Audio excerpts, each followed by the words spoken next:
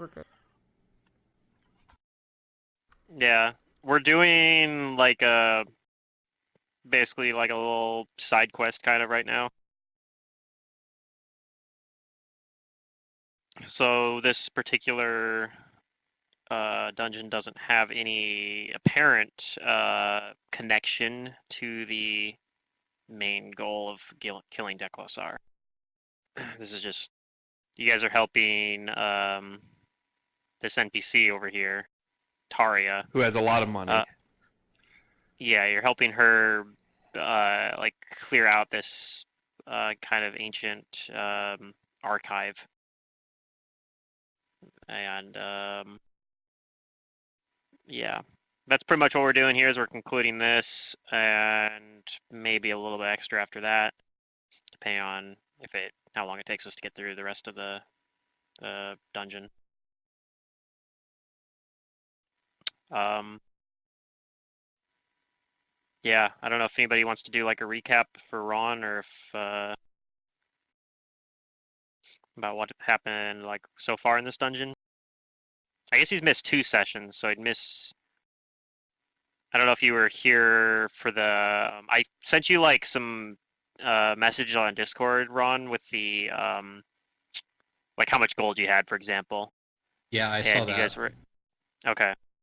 And you guys were in a place called the Opaline Vault, which is basically a lot like the City of Brass. It's like a really huge extraplanar city, so you can like buy basically whatever you want with that money.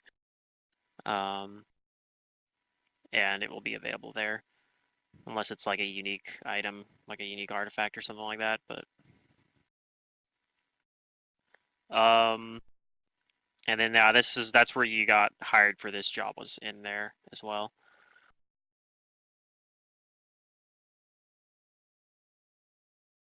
So I think so far you recap guys. of this dungeon, there were some spooky demon-y things, I thought. I don't remember exactly what they were, but we killed them.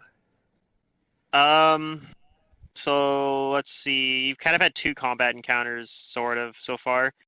One of the first ones you had, you ran into. There was like a fight going on between a group of undead and some fire elementals. Although Oh yeah, the fire through a elementals hidden had. wall too. Secret Yeah, wall. yeah. And there was an undead sphinx though, fighting on the same side as the elementals, and you guys like talked with her.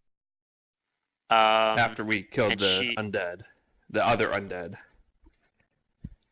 And she said those other undead were working for a guy that you guys went and fought later.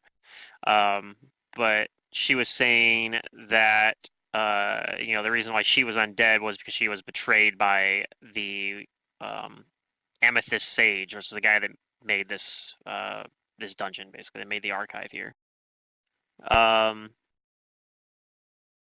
And she told you as well that she wants to get out so she can go hunt down the Amethyst Sage and like get revenge. And I think she told you as well, if I remember right, she told you as well that that someone had gotten into like the inner sanctum, basically. And wasn't that this apprentice guy? She thought that he probably had something to do with it. And yeah, then you guys came down here and found him. He's basically, you found out like later that he was basically like a construct, kind of, with his consciousness like attached to the or like put into the construct, basically. But yeah, you killed him. You fought him and killed him. So he had a bunch of like mannequins over in like this room over here that would like kind of start moving when you guys were in there fighting him, and they started trying to grab you, but you guys were able to handle it. I think Brugar there was like a amethyst on him actually that he took, basically. So Brugar has that. To show the Sphinx. Mm-hmm. Do we know what the purpose of the amethyst was? Was it just a gem, or was it maybe some way to like communicate with the amethyst mage guy? Maybe. I don't think you guys like ascertain too much about it.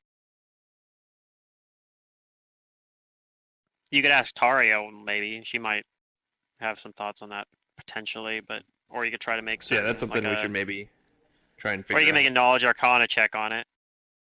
I would say has been hanging out on the other floor behind you guys, but he decided to catch up with you guys, so he's on this floor now too.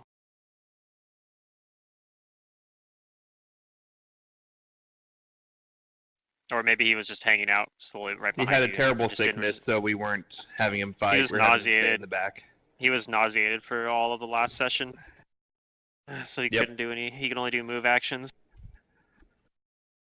Whatever the case is, he's feeling better now, and he's back with the party. I just put your token on the map right at the beginning of the session, Ron. So let me know if everything's working, if things aren't working on it.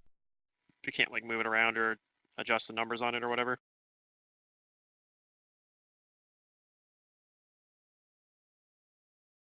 I don't think there's any health or anything on him, but yeah, you'd be at full health right now. Yeah, I'll get it done. So yeah, there was stuff. I know there was places you guys didn't go on the other floor as well. And on this floor, so like there's that cavern over here that this is kind of like a hole in the wall over where Taria's standing, and then there's like kind of this cavern outside of and like a hole right above her.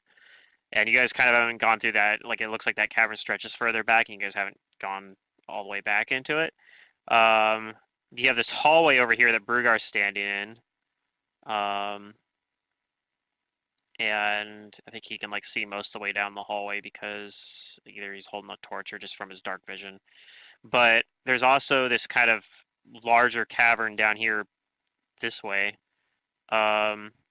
And I don't know if I mentioned much on a description of it last time, so I'll do that now.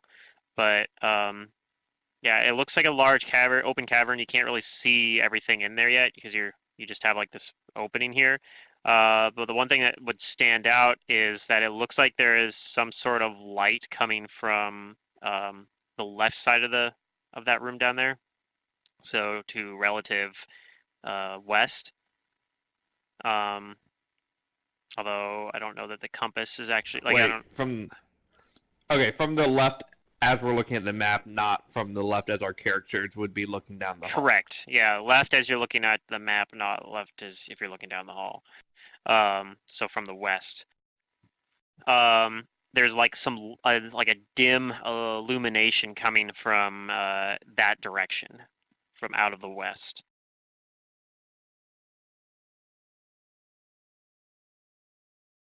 And this one looks like it's part of the structure, like it's a smooth floors, and looks like it was like actually intentionally constructed, as opposed to the one over here where you guys killed the Amethyst Sage's apprentice, whose name was, I have it written down here, Bodru. Not important because he's dead. Oh.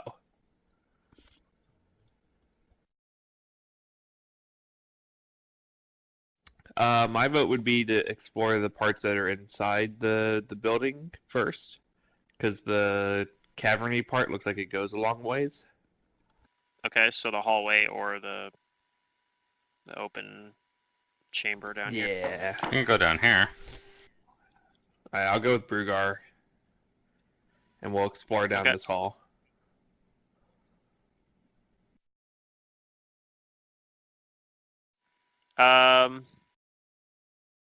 So you notice partway down, actually, before you get to that, you would notice there's a door right here. Kind of embedded more in the wall, so that's why you didn't notice it right away. So it doesn't actually look like that, but...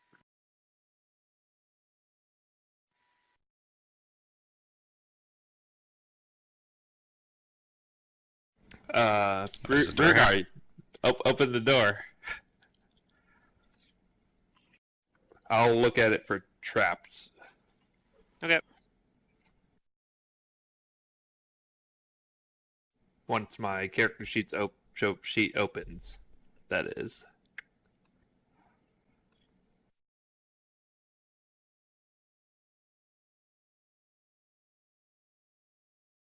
Okay. Skills.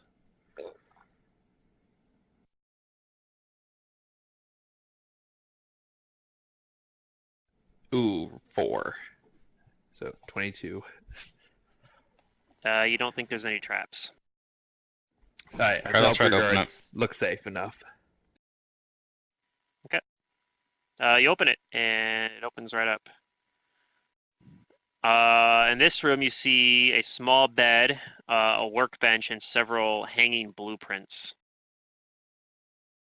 It looks like the bed has not been, like it's looks like it has perhaps not been used recently. Like it looks like it's been in disuse.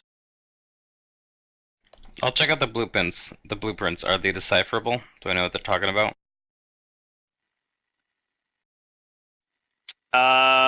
Roll either a history or engineering check.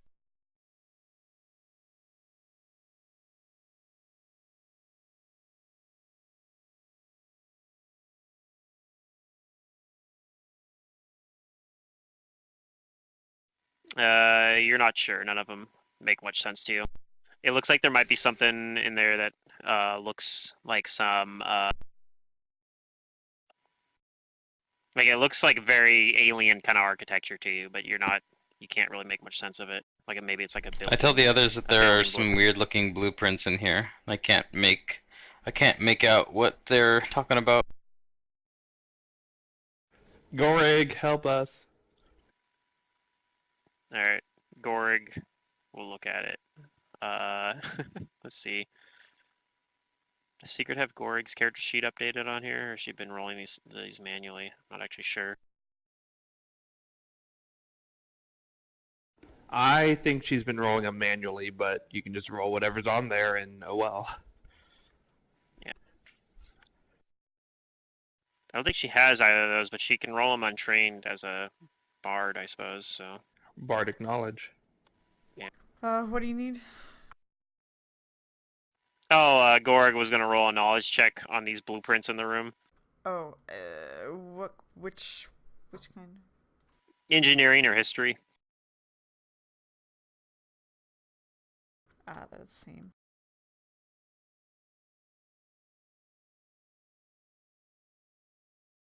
Alright, Gorig can't make much more sense out of them than Brugar either. Let's see if... Aha, okay.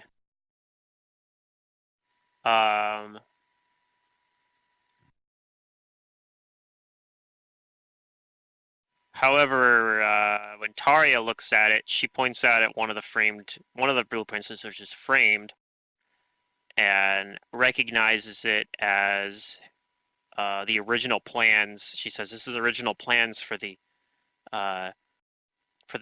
royal palace of Osirian."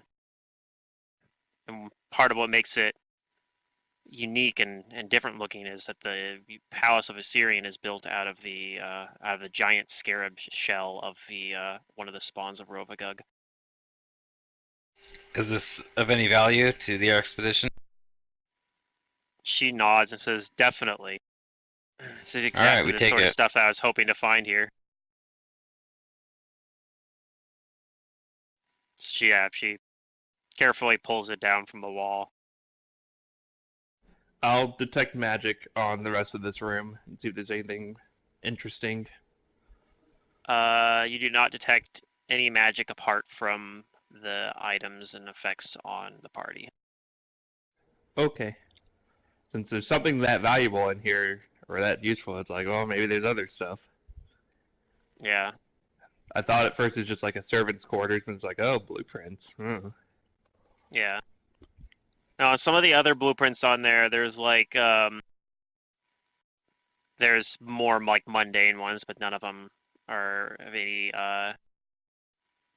like none of them, even Taria says they don't really make much sense. And don't seem to have any significance that she can figure out. But this one, Okay. at least, is very unique and valuable.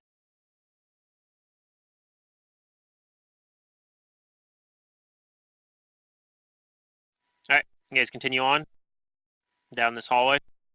Yes. Okay.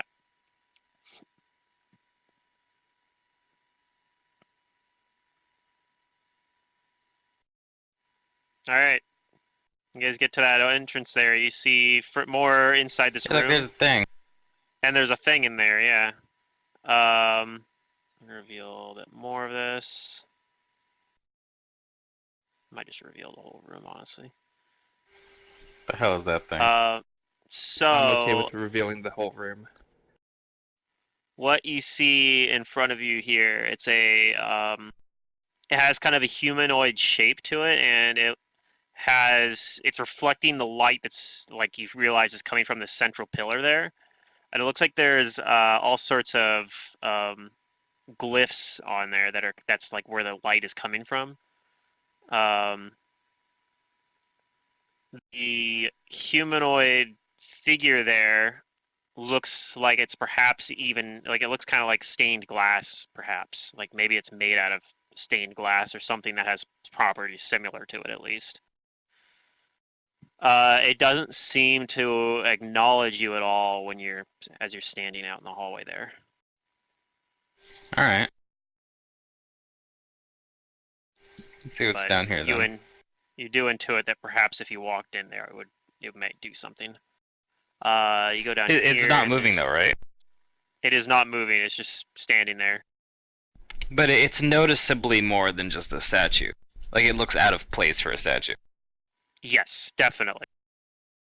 Okay. I'll note that to everyone else. When you walk by, it even actually does move a little bit. Like it looks like it looks at you. Like it follow it as you continue walking. It looks like it's following. Its gaze kind of follows you, but it doesn't react otherwise. It doesn't say anything or. Oh my move god, it towards has you or a anything like gaze that. attack. Looks like a You possible just found guardian. out. It looks like this just goes around the corner here, and you realize it connects to the same room here. Alright, well, I tell everybody else that if that's a guardian, then we should be careful and prepared to defend ourselves.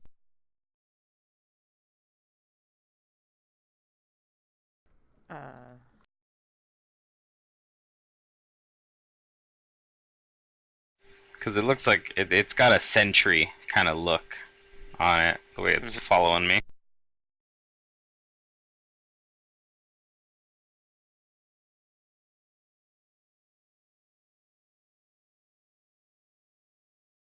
So in that case, I'm going to drink a potion of enlarged person. Oh, okay. That'll make me large for a minute, and tell everyone else to get ready because I'm going in. He's going in. And I got my hammer and shield out. Everyone, put your tokens where you would want to be for that. I guess I'm. What was that, Elsa? Observing here. Never ways. What's going on with my? Hold on a second. My hero lab is being stupid. It's not letting me scroll. Never mind. I thought I took. I'm going to cast Stone Skin on Brugar. Oh, okay. Yeah. You have the diamond dust for it, I'm assuming? Yes. Okay. I mean, I guess you could have bought it. Anyway, you guys were just in the opening vault. Just making sure you remember that there was a material component for it. Okay, stone skin for... You guys are what, level 12? So it's 120 damage worth of stone skin? Yeah. Mm-hmm. Okay. Do you go back up to where your token is afterwards, or...? I'm with the party. Okay. And I'm assuming you're I'm filling in riding... things. Yeah, that's fair.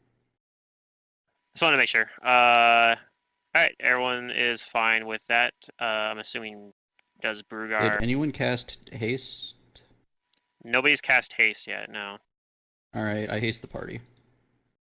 Okay. And then does Brugar walk into the room then? Yep, I'm gonna do it. I'm gonna do the thing. Okay. The first thing happens is it says something in ancient Osirian, so I don't think anybody other than Taria understands it, but she translates for you. She says it's warning us to not come in, so which I'm assuming you don't choose to back out of the room. You're gonna stay here. In which Yeah, case we can go Bruger ahead and says roll. rules are merely suggestions. Yeah, in which case we'll just roll initiative then.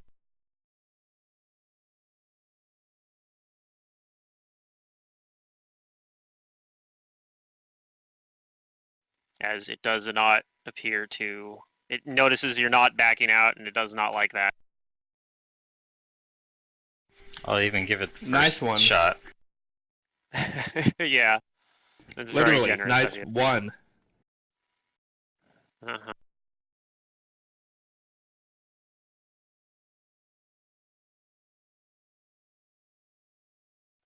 Well, I didn't get very good initiative either.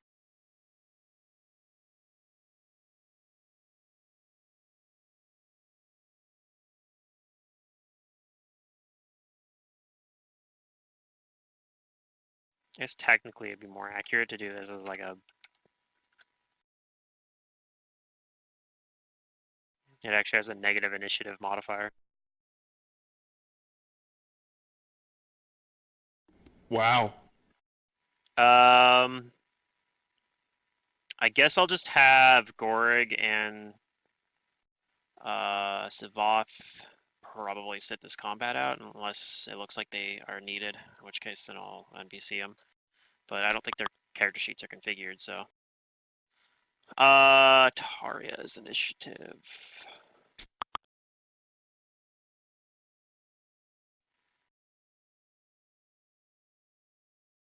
It's not very good either. Okay. All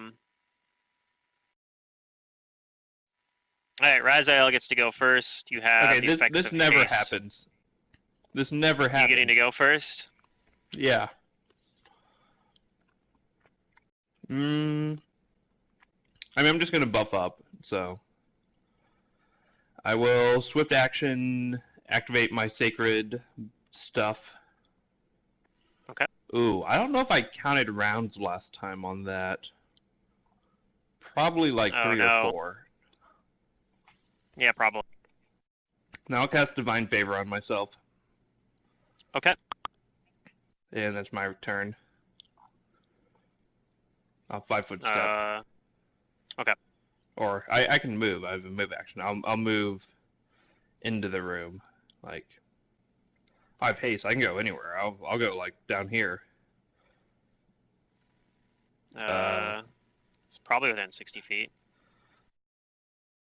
I'll say just outside the room, but down here.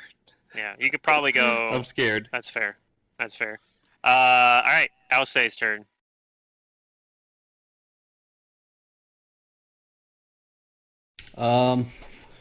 So can't actually see into the room right now.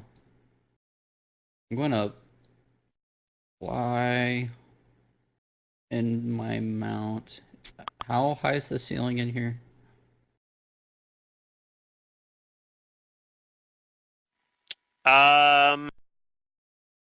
That is a good question.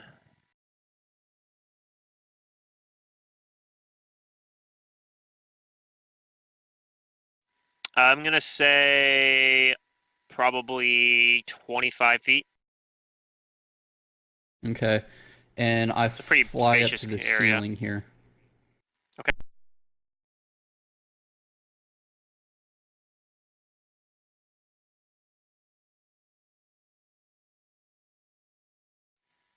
Anything else? Nope. All right.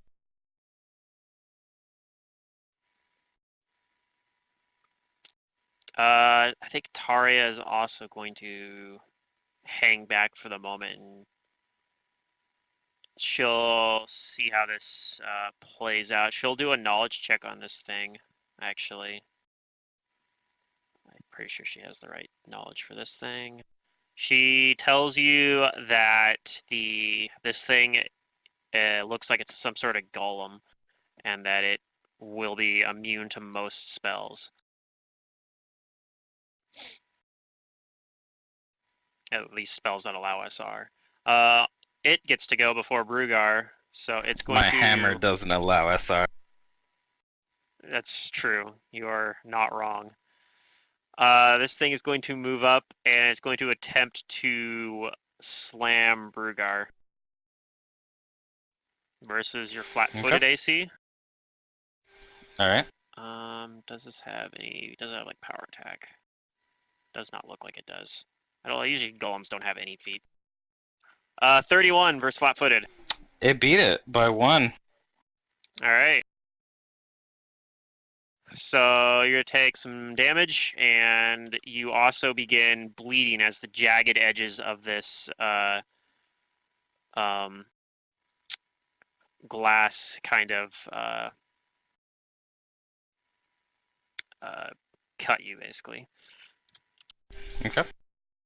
How much does the bleed? Does it say what the bleed damage is on here? I don't. It just says, oh, there it is. Okay, cool. Also, as it moves up towards you, a bright light kind of activates from the little. There's like a. You notice there's kind of a like a symbol kind of on its where its chest would be, and it shines like super bright. Anyone who would make a spellcraft check, it is a spell like effect that's happening. Since it's a low DC, I'm just gonna tell you it's a daylight effect happening. But in addition, it has a another effect as well because the light is amplified by its glass body. Everybody that is within 30 feet. So it looks like just Brugar, and I think Ausay's fine because he's up in the air, even though it says he's exactly 30 feet. So he's actually a little bit further. So I think it's just Brugar right now. Has to make a fortitude save. Okay.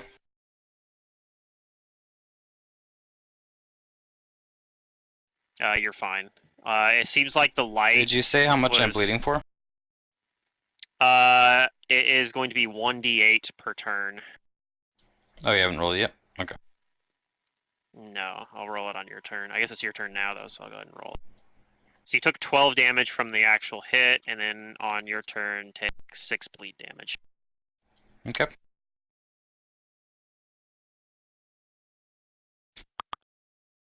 And it is your turn. Alright. Alright. Probably gonna out-damage it. Yeah, I was like, that's not a bad hit, but it's my turn now. Yeah. I'm gonna go on with combat expertise.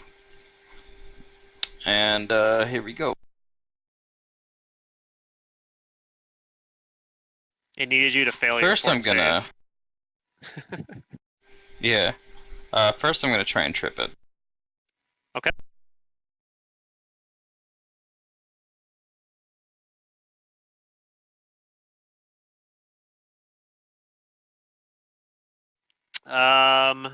That should do it. Yep. It is tripped. Okay. I move 5 feet closer to it, and then I'm going to finish taking my full round with a hasted attack at the end. Actually, we could just include the first attack as the hasted attack, because it's a full BAB one. That's correct. Yep.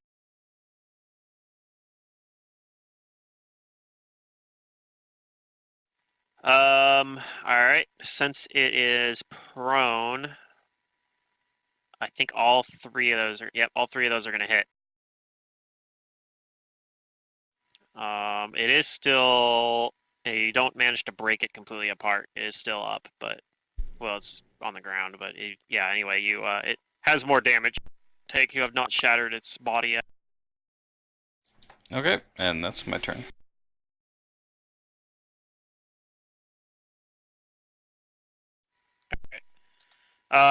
Secret, if you're here, you can take Gory against the Voth's turn. Otherwise, I'm just going to have him continue to delay. What the heck? Okay, that didn't do what I wanted to do. Alright, she's not here, I don't think. So I'm going to have them continue to delay. Raziel, it's your turn. Yay. Is this pillar thing, is it like to the ceiling where I can't throw things through it? That's correct. Okay. I will 5-foot step up here. And outside of 30 feet, unfortunately. Actually, this is So more no like point a red blank? dot, honestly. But Okay. I will fall around this chick with my daggers, which may not be the best thing against glass, but if you throw a dagger through glass, it'll break it. Yeah, glass, it's prone behind a large target. What could go wrong? Yeah. Well, All right. wait, am I taking a partial cover penalty here? Yes. I can't throw it in the gap? I mean, Alright, you kind of whatever. can, but it's not a perfectly clear shot, so... Okay. Okay. Is it a -2? It's bonus to its AC, so don't worry about it.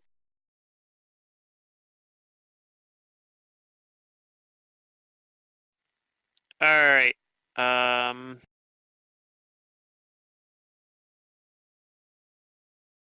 Looks like you hit with, I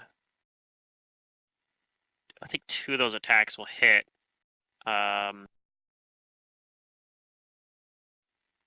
Let's see. It has DR versus the first dagger. The second dagger looks like it does full damage to it, and it looks like you do enough And- to, and you do crit it as well. So even though Okay. the first one probably Because I still do ends have up the doing thing more where the damage DR overall. is all applied at once, but if it's based on type, it might not matter if only one of that type hit. Only one of them, yeah, only one with that type hit, and the other one ignored the DR. Has DR versus Great. DR5. Well, has a DR number Adamant. versus adamantine. Brugar did not have to deal with that because his weapon had a high enough enhancement bonus, and that it counted as adamantine. And then Did mine one of not? your dagger. The +3 The plus- Seaborn Cyclonic? It needs to be at least a +4 to count as that. Oh, it has to be +4 without the other stuff.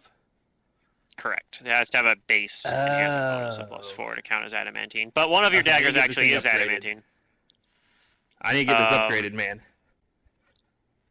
So yeah, we're It's going to actually be out like of initiative now. 100,000. The construct falls or shatters and is lying in a pile of glass on the ground, basically. Yeah, I've never been a fan of these, wizard-made creatures. They're not natural. We should rid the I world guess of them. technically I'll have to stay in rounds because Brugar is bleeding. So, although I don't know, Brugar might, if somebody has... I can I'm probably assuming heal you him. can heal him if Brugar doesn't have a healing potion. I'm gonna heal check myself. Okay. I didn't do it. I will cast Cure Moderate Wounds on Brugar. Alright. So he does take Oh, I'm 3 back So up. you bleed heal damage, for 19. but then you heal that.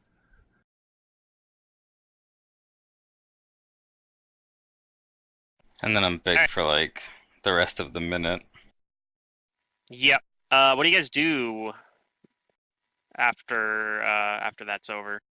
Ooh, and I even have open slots. Look at that. So you can spend 15 minutes to prepare something in those open slots. Yeah, I If you think need I 'em. might prepare another Cure Moderate Wounds, but yeah, whatever. I'll look at the pillar with the what's her face. So yeah, there's, like I said, there's kind of glowing glyphs on the outside of the pillar, like all around it. And so she begins kind of like looking over them. Did it seem like the creature was protecting this pillar, or like the hallways behind it? So behind it, actually, this isn't a hallway behind it. This actually, you realize, is an extension of that other cavern. So this, kind of along, Okay, but it seems like it was protecting this pillar or this room. yeah, kind of like along, like it continued on this circle was like where you think the actual room would have been, and like this area outside of it is kind of more like the natural cave, like caverns that it looks like somebody broke the walls at some point, maybe, or maybe they just decayed naturally. So there's actually like some rubble over there in that side.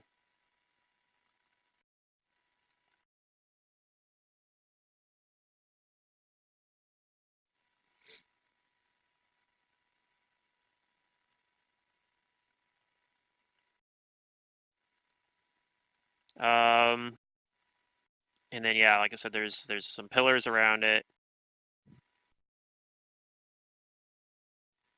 and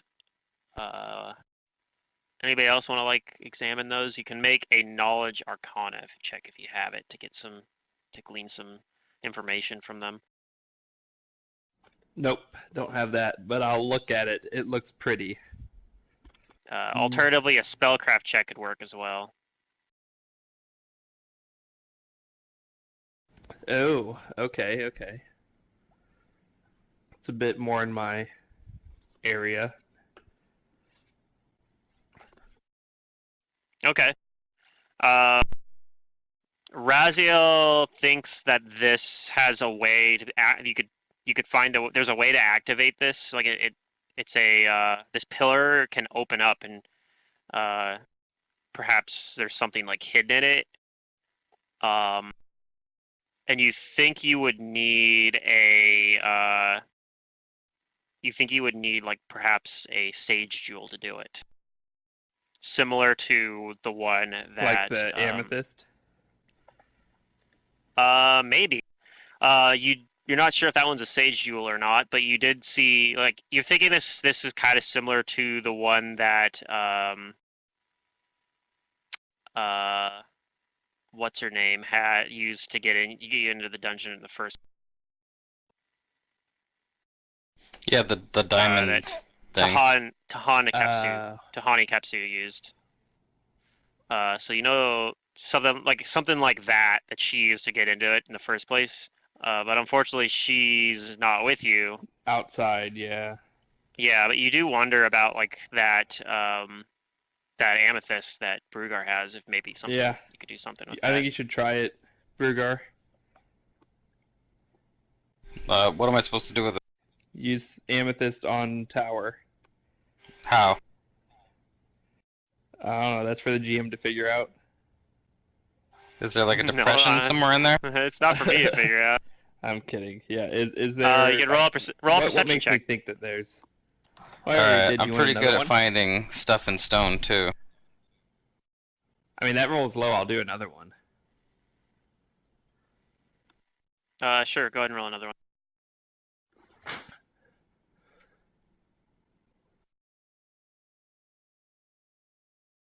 Same as Brugar. No, yours is lower. I have a +2 because of stone cunning. Oh. And this is stone we're looking at. So you kind of you don't seem to think you see anything in there that looks like a slot to put it in or anything like that. And it does seem to kind of like the runes seem to kind of feel like they're reacting in a little bit to when you kind of bring the amethyst close to it, but you think there might be something missing.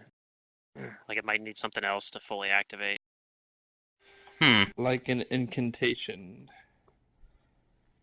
Wingardium Leviosa. Yeah, I tell you there's maybe some kind of magic is involved. But look, is it like glowing or something? Yeah, the runes. There's like a bunch of runes around the outside. Like they're not a Like you can't tell that they're in any sort of language, and you think they might be just like a magical cipher of some sort. But yeah, they're like glowing around Mhm. the outside of the pillar, and Well, they he'll kind hold of up the amethyst for people to go and try and read the runes. okay. Somebody with more expertise in magic.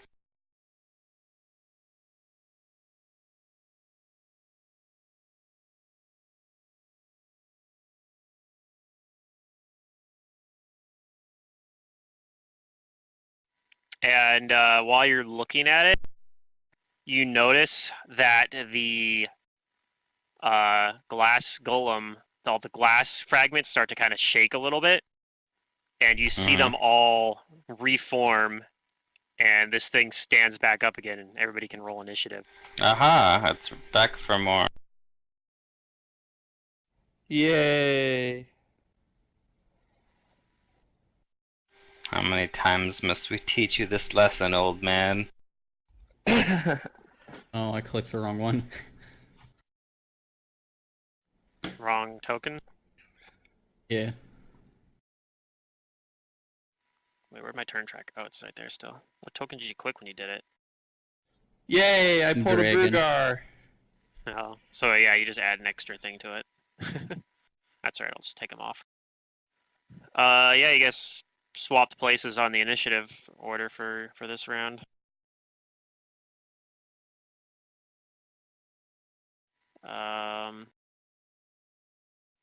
I need Taria's initiative.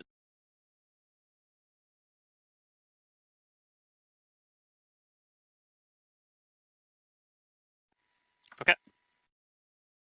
I love that I have so much, like, just bonus damage that it's like there's hardly a difference between me two-handing this Warhammer and one-handing it. Yeah. Most of your damage isn't coming from strength. You don't use power Yeah, attack, it's just right? coming from, So, like, weapon training and, like, the +5 bonus it has. yep. Well, it's your turn first this time. So, this thing is standing again, and it looks like it's fully reformed, in pristine shape again. It says, it's warning again in Osirian. You don't understand it, but it says the exact same words, and Taria kind of already told you what it means. And you don't have haste anymore, or enlarge person. Alright, sit back down. I'm gonna full round it. Okay. Comes the combat expertise. I don't have haste anymore, I don't think. Correct. Okay, I'm gonna make the first attack a trip.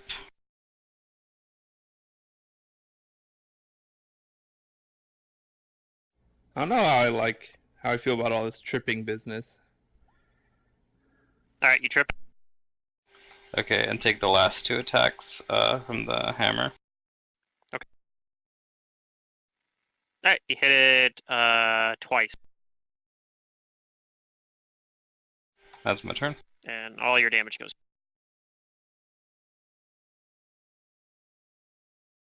Alright, I would say it's your turn. Alright.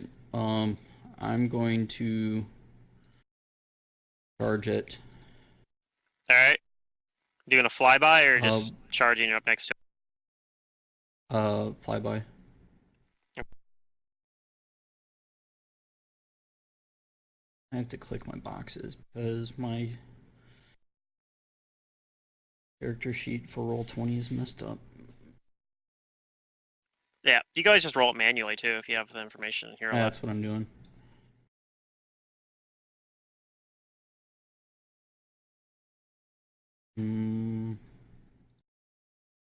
Charging that.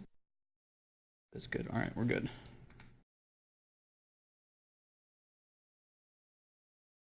Okay, you hit him. Okay. Go ahead and roll that Uh, obscene damage. this thing evil. It is not. So it won't be quite as obscene, but that's still pretty good. What type of damage is it? What type of weapon are Holy you cold using? iron. Okay. So Lance. not all the damage goes through, but I think that's still enough to kill it. Again. Again. You don't know if it's steadied And I fly permanently this through it. time or not. I'm gonna go look at it if we're out of rounds. We are out and of rounds. figure again. out how to make sure it doesn't come back.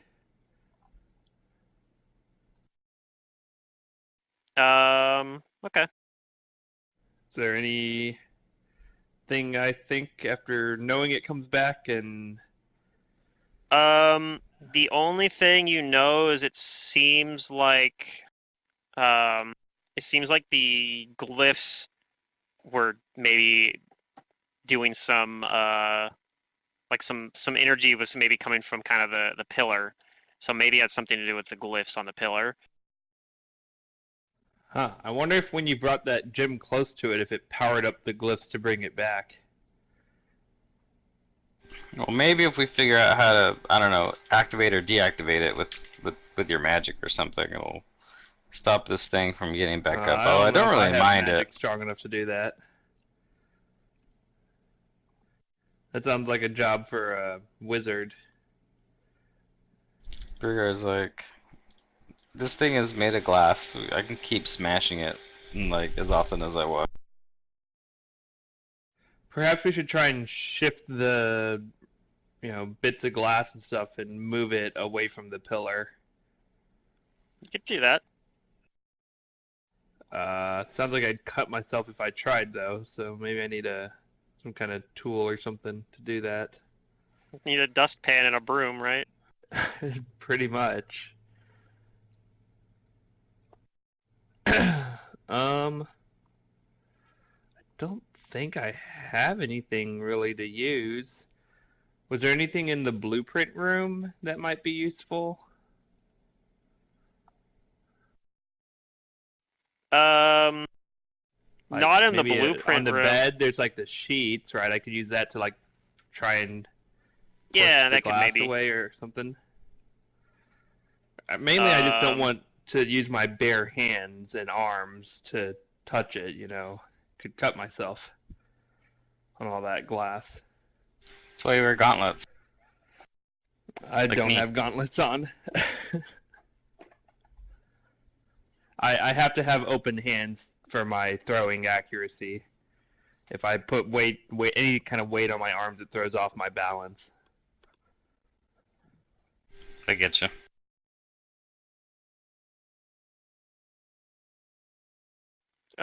You do think there might be some tools in this room over here. This was a room where there was some like workshops set up in. Oh, okay. I'll say I'll go look for some tools or something and move this stuff. So I find something here, maybe a shovel or broom or something like that. Yeah, you find like you find one that's kind of like in not very good shape, but you think it could probably work fine in a pinch. I'll say it takes every you. little speck away, but just Yeah, maybe it takes you a little bit of time to do it, and the golem actually reforms a couple times while you're looking for it, and Brugar and Ause are able to just smash it apart again. And I want to sweep it out into the cave out here. I'm not going to make you guys Out roll of the initiative a room. third time for it, but because I know you guys will just kill it in one round again, probably. And it has pretty bad initiative, so you guys will probably beat it almost every time. But yeah, you do that. You move its remains outside the room, and it seems like that worked. It doesn't reactivate.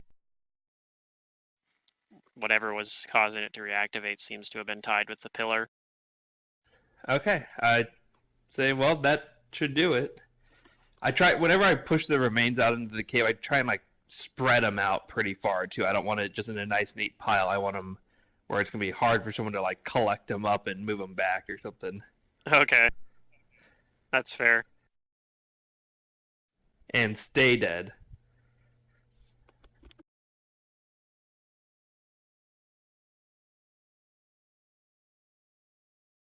All right. Well, I think that's all I got for this room.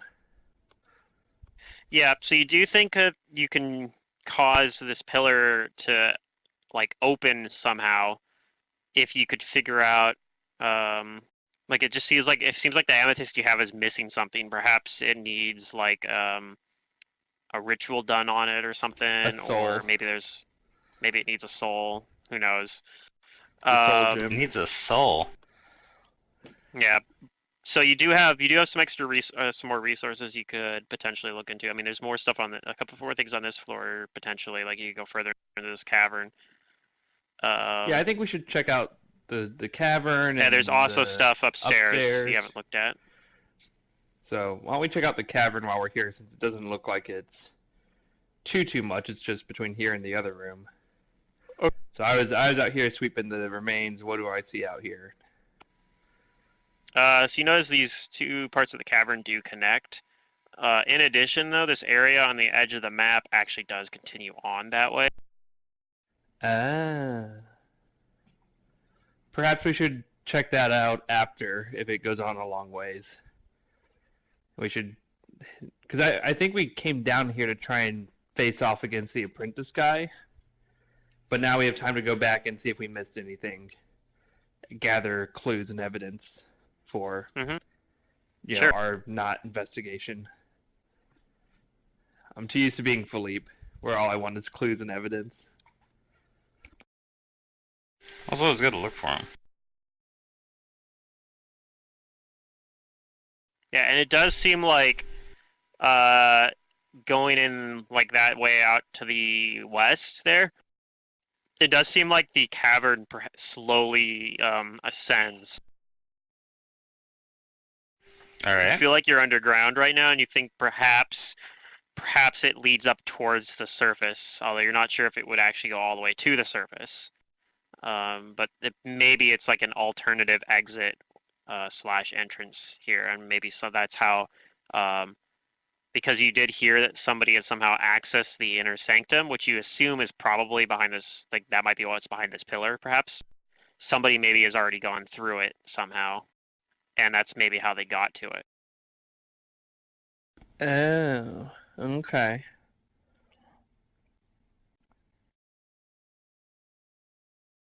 We need to go find that diamond gem guy then.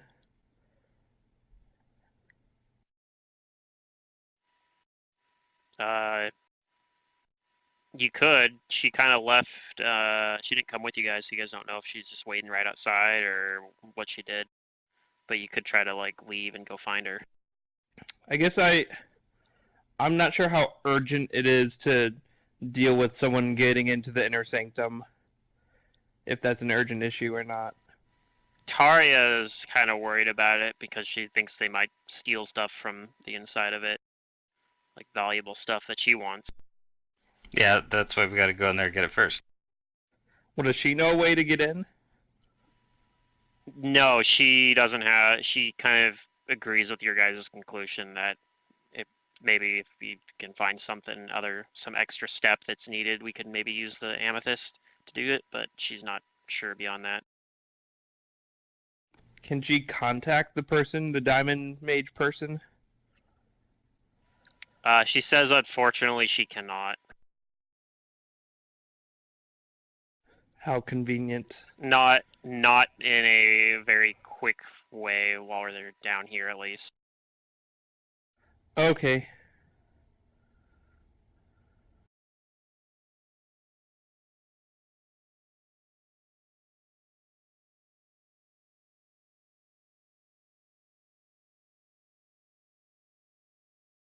Well, we should probably go deal with that.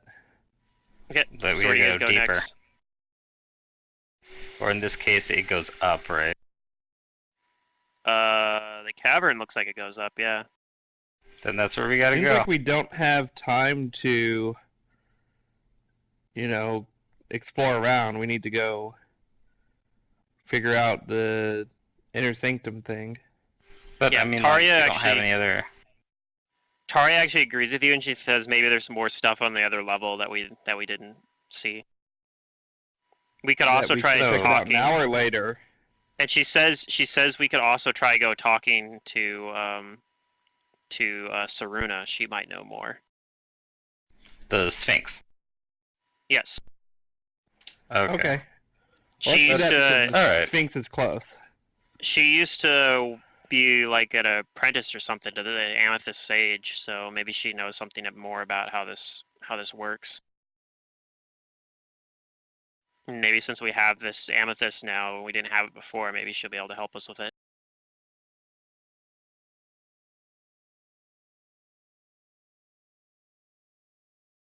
Okay, so I'm gonna group everyone's tokens up. Okay. So I can move you guys to the other map here.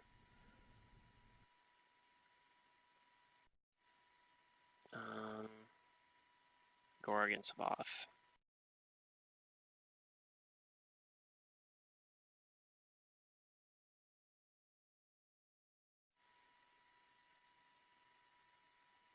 Alright, so you guys go back upstairs.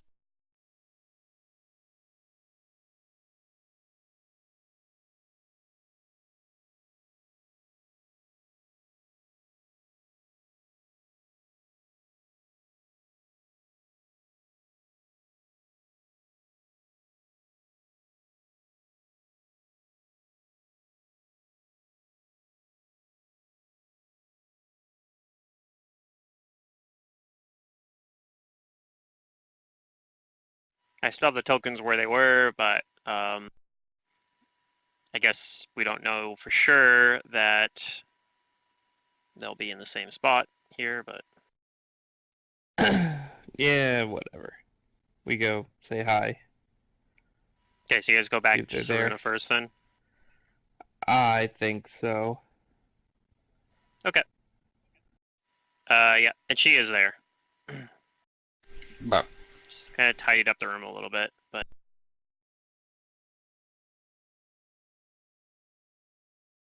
and yeah, she greets you guys.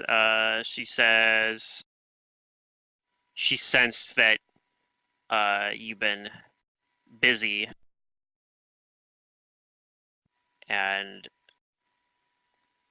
that you've taken out her treacherous, the treacherous apprentice Botteru of the Amethyst Sage. Of course. She thanks you and says she thinks now she is just another step closer to getting out and getting her revenge. oh, you heard about that? She tells you she What can did we tell sense No, she heard about it. She says she can sense most of the things that are happening in this place. Oh, well, I pull out the amethyst. So this is like making a pillar down there react, and we think it leads into the inner sanctum. Is there something you could do to help us get down there? There might be more of those what fellas that did this to you down there. She looks at it and says it looks imperfect like the masters, but not complete.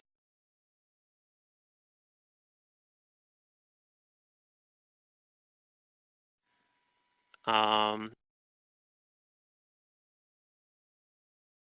then she looks like she's like thinking about it for a little bit, and thinks. Then she says, "I think there's something you could use with this."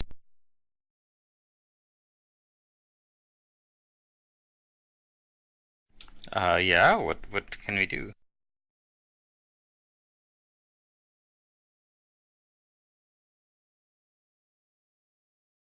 Rather, how do we use it?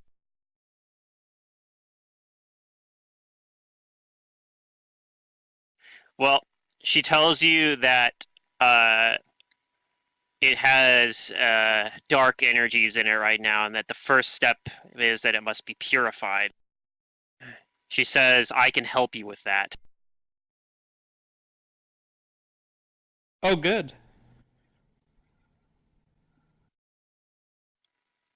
And she asks you if you would let her have it for now. She says, I'll be staying right in here. I won't be going anywhere. All right. Purify it right before Sense your eyes. motive. Okay. Uh, All everyone's tokens over in the room, since assuming that's where you guys are at. Or at least out directly outside the room. You don't sense any sort of deception or ruse going on. Okay. Then I'm okay with her holding it in here. And I'm ready to throw a dagger at her if she tries something sketchy. But I'm not like holding it, I just can, quick draw.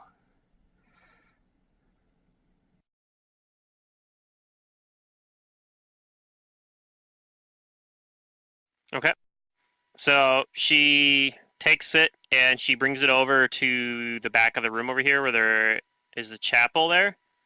To the Assyrian god Toth. And she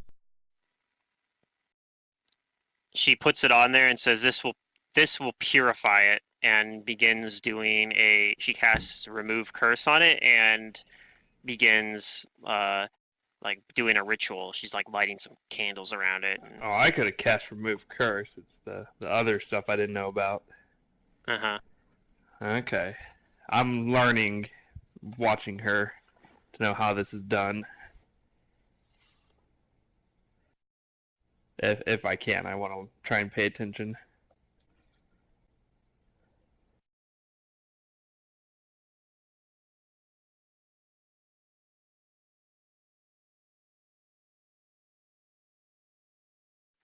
And after it takes like an hour, but or at least it feels like she said it's gonna take an hour. Maybe we go explore the rest of this level while she does it.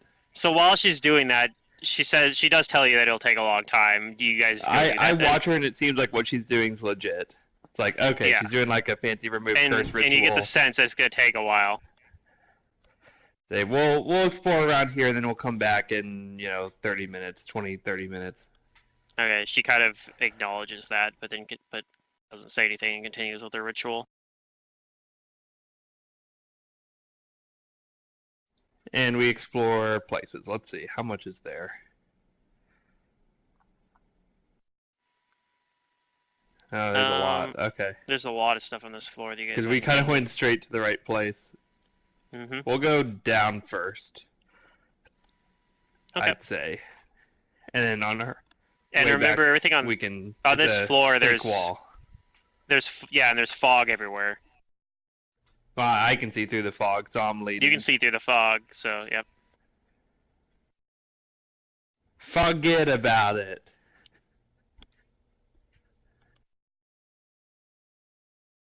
I'll lead the way, since you're the one who can see. And I'm rubbing my hand along the wall to, see if I can detect any more secret doors. You don't detect anything along that wall. We go down here and I you look get down both here. ways. It looks like there is a like a narrower hallway that extends in a T intersection here.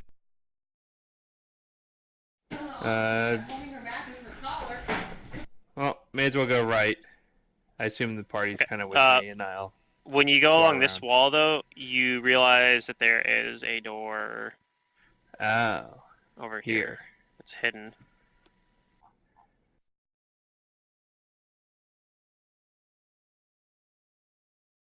Uh-oh. You're fine. Oh, okay. I'll poke through and see what's in there. Okay.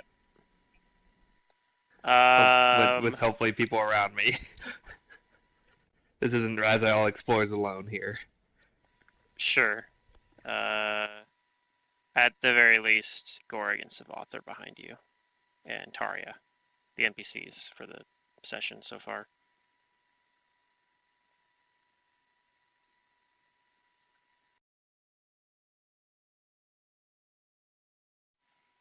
All right, so this room it has like these kind of 3 pools in there that are like the most noticeable feature of the room.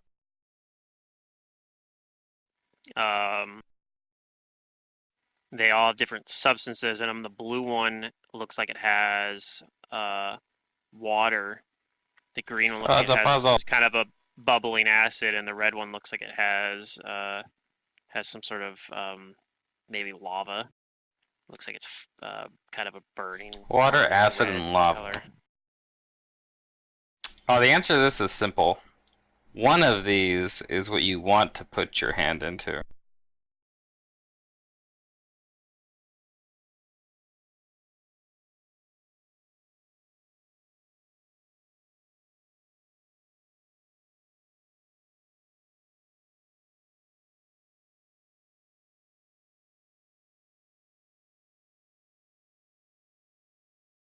As a Burger says. Yeah. I mean, that's one way to interpret it. Is there something in the water? I look down. Is it clear? It is one of the clearest, most pristine looking pools of water you've ever seen in your life. There's I'll nothing in there. take a closer look around the room. Nope. Is there any kind of like writing or anything that might hint at what the purpose of this Charging stuff is? battery.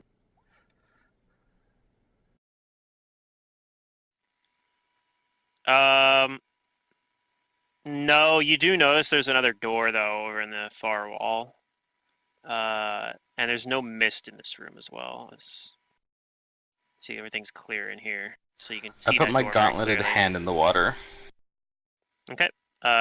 It feels very cool and refreshing to your hand, but other than that, I bring my gauntlet up and I just kind of let the water run through it.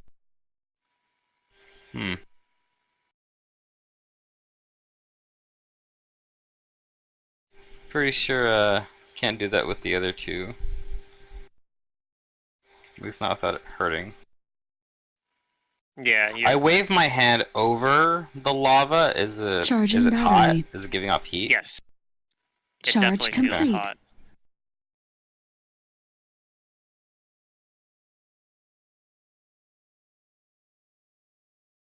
I take the empty potion vial I have from using the enlarged person potion, and I just kind of like scoop it into the acid one. Okay. Does the glass take the acid, or does it like eat through the glass? Nope. You pull it out, and it looks like you have some acid inside the vial now. Okay. I pour some of the acid into the water. What happens?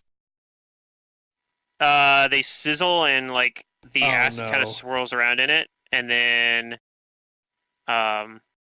but after a while, it looks like the acid kind of like starts to disappear. Like it kind of flows into it and kind of swirls around inside the water, and it causes the water to kind of start to circulate. But To after a circulate. while,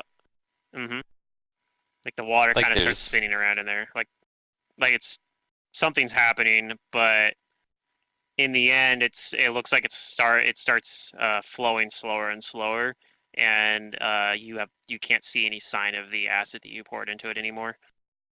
Huh. I'll Interesting. detect magic on the water. So in terms of what else you notice in this room, there also are near the like kind of on the outsides of this one, there's also some like kind of crystals growing around it. They look sort of like salt stone, like kind of like salt crystals that you would see on a like in an experiment where you like put a bunch of salt water and put a string into it, you know, that kind of salt structure there.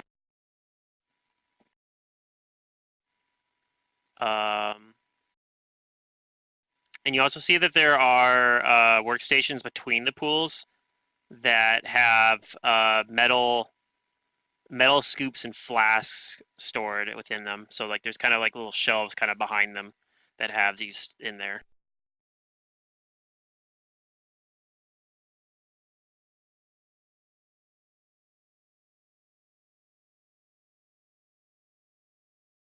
Anyone who has knowledge planes as well can make a check at this point after having examined No, them for a that's little not bit. me. That's funny. But there's no magic on it?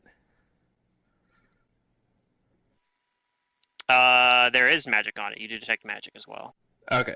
I want to detect magic on all three three of of the them things have and magic. see if I can tell what it is. You can do whatever. Water, right to left, I'd say.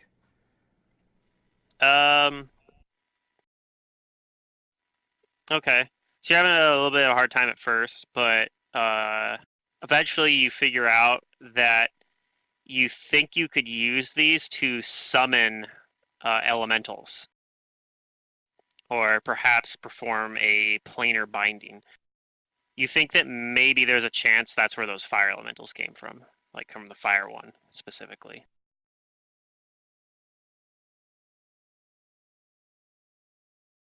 Wow. I'll tell the party. And Taria agrees with your assessment on it and says that I think you're right, and I'm surprised that you were able to identify it. She says I don't think it's not really something that's like super obvious. I'll take offense to that. Be like, well, excuse me. I've done my fair share of exploring. You hired some pretty good adventurers. Yeah, she just says, I'm just surprised. I didn't realize that you would know that. I'm not saying it's a bad thing or anything. I didn't mean to sound dismissive or demeaning if that's how you took it. I apologize if that was the case. Oh, that's fine. I know you meant it you didn't mean it in a bad way.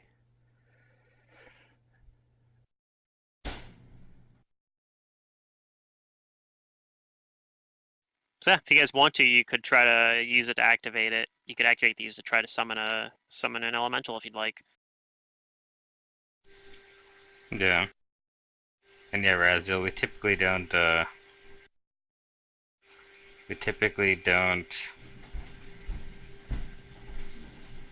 It's best not to be rude to your employer. It's a mercenary thing, but I know you're new to this. I mean, not exactly. He was a monster hunter before. Yeah, but I didn't have to work with my clients. I just had to give That's them fair, proof yeah. of the monster death. Yeah. So I nod at Brugar and I say, good point. Yeah, you're more of a Let's bounty hunter. see. Would you be interested in trying to summon the elemental? What's her name? Tariel? Like from Taria. okay, not Lord of the Rings Tariel, but Taria. Okay. Yes. Does she seem interested in wanting to summon the elemental or No, not she really? says I live on the plane of Earth. I encounter elementals all the time. Good point. Then we shall not summon anything.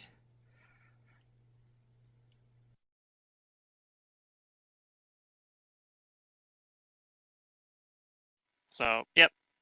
More hallways. There's, like I said, there's also a door over here. Whoops, I just revealed part of the other room, but whatever. Hey guys, spoiler alert, there's something behind that door. I want to see it. I go to the door. Okay. You open it, or are you just looking at it? There's nothing special on the door. Nope. It's just a ordinary door. Alright. And sorry, up over here, is there any other passage out of here, or is this the only passage? It's the only passage from this room. Alright. Then I'm gonna try opening the door. If you went and looked down this hallway, you'd see that it connects back to the initial chamber. Oh, okay. And you'd also have probably noticed there was kind of a hidden door over there. So there is another room up there, but yeah, it's not connected here. When you open this door, it reveals a large chamber. And there's also a second door out of this chamber. Leads back into the hallway. Let's see. This chamber, it kind of has a kind of a bad smell to it, and it's actually kind of a little bit of a grisly looking room. It has kind of it looks like there are like blood stains drawn in to make runes that don't make any sense to you when you look at them. And several of the walls have like cracks and such in them. Something trying to like something violent in here.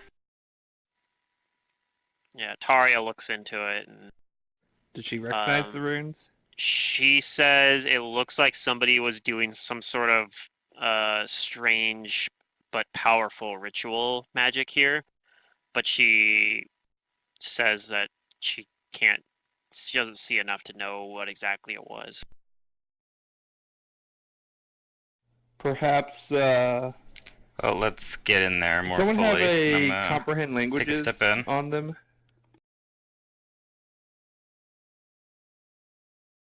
I'm gonna get you a closer look.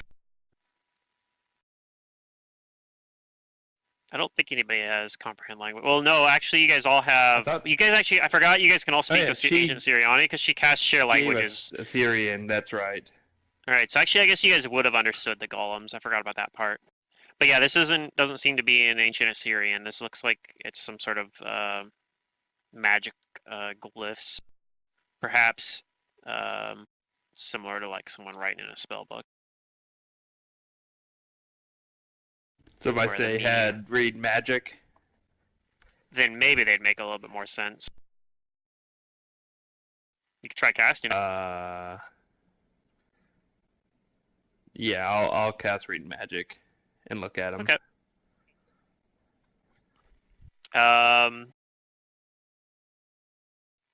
And you still can't make up all of it because you think some of them have been like smudged or damaged, such that you can't make out the full ritual. But you think this maybe had some sort of connection to creating undead.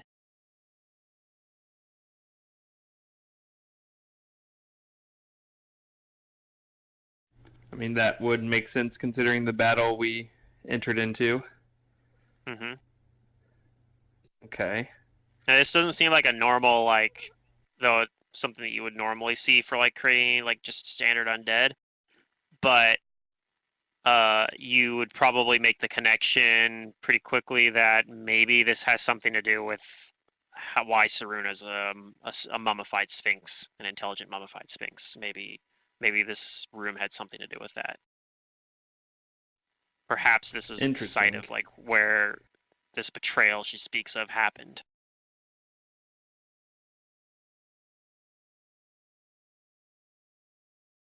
Looking at it, do I see any way to maybe undo it?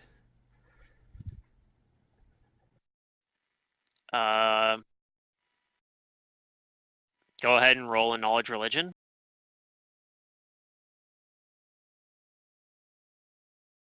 Okay. I'm not the most knowledgeable person, but sometimes lucky. Mm-hmm. Well, I can't roll it, so. 19? Unfortunately, this is a party that is low on, who can do knowledges. Yeah, it's the Gorg might be able to help. Cohort can do knowledges, and the NPC that I gave you for this particular dungeon can help with it a little bit. I'll ask if you Taria if she can help. Okay, so you ask her if there's, you maybe voice Also, I'll be right your back. suspicions, and you tell her you ask her if there's anything in here that maybe could help undo it. Because yeah, your knowledge check from what you gather, you're I don't nothing that you know of helps with that. And she shakes her head and says, I don't think if it was in here, I don't think it would be in here. These sorts of things are very rarely easily reversible. It would probably take,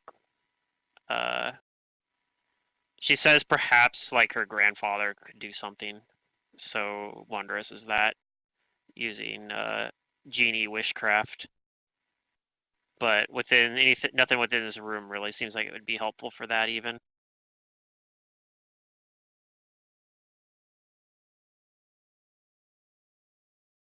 Okay, I mean, I'm kind of sad because I want to try and help the Sphinx become, back to her normal self. Mm-hmm. So I'll have to maybe ask her, who was it, Grandpa? The genie guy? Yeah, that's the guy who you guys have been staying with as her grandfather. Okay. The Yeah, I'll have to Pasha ask him. in the Opaline Vault.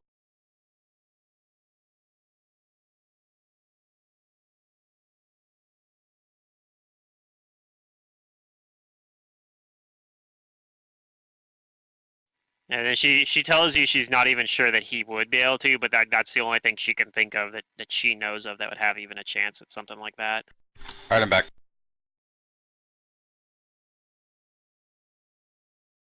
Alright, welcome What'd I back.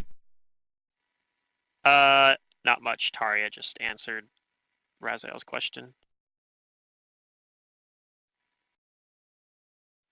Basically stating that the only thing she knows that could reverse the mummification that was done to Saruna that would be perhaps like her grandfather using powerful wishcraft magic, like genie wishcraft. Hmm. But even then, she's not sure that it would work because stuff like that normally is very hard to reverse. Yep.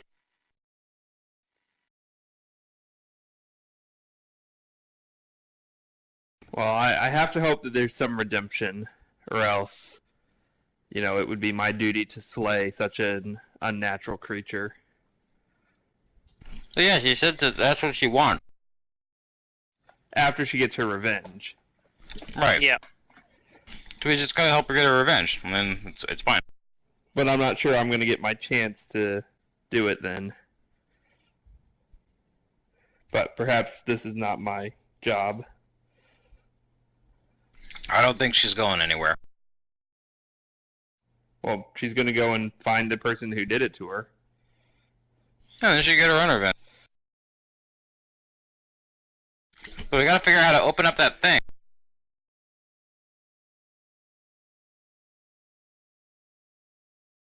So next room? Yep. Alright, let's keep going. Where else do you want to go? Do you want to check the one across the hallway from here? This one right here, up here? Was there anything over here? So yeah, there's another, like the hallway kind of leads into another area over here, and there's actually a door right next to where you're standing. Uh-huh. Right here. Alright. Well, we gotta check this door then. And like I said, there's also one back here you walk past to get there, which is right over here. We can check this one then. Okay. You open the door.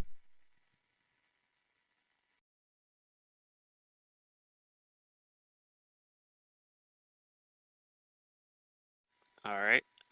So this room. This is a much, especially compared to the room you were just in before this, is a very nice and well kept looking room.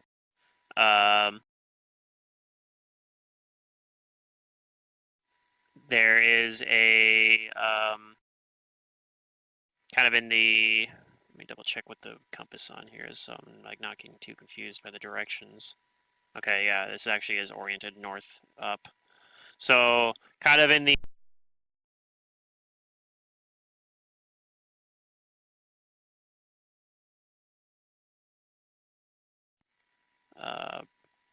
basin there.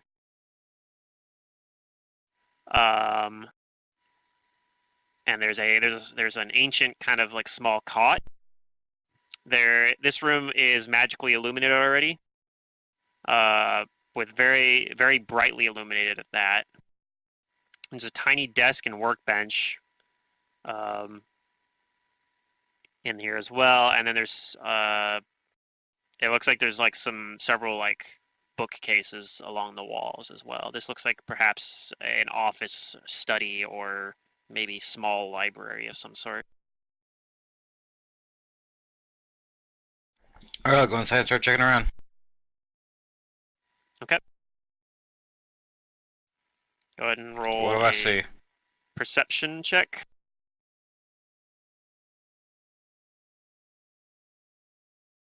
And you do have stone cutting as well, which is just enough to meet the DC 25 perception check to notice there is a loose stone underneath the cot. Don't worry, I got you. Just in case. And if you pull it aside, you notice that there's a little cache of tools and a little journal in there. Alright. Let's check this out. We're geocaching. And the journal looks like it was written in ancient Assyriani, which you can read because you have share languages with Taria. Yay. She knows it.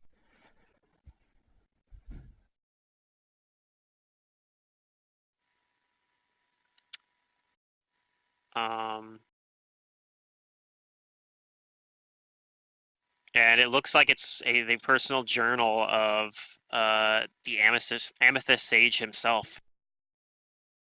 You read through, like maybe you kind of flipped through a random page, and he's talking about wrestling to maintain his own identity when he was exposed to the Sage Jewel's memories that were stored within the jewel.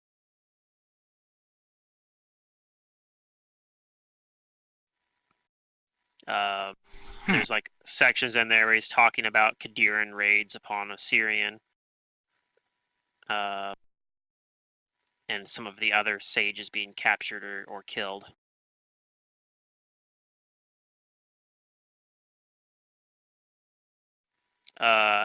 When you look at like the back third or so of it, it starts to look like gibberish. And you realize perhaps it's encoded in some way. Oh, I thought maybe he lost his mind and went mad. Written in a cipher, perhaps. Can anyone uncode this? Taria volunteers to look at it. What are the tools that are with it? The tools look like they're tools used in the process of mummification. So they're like embalming tools. Ooh. Spooky wooky.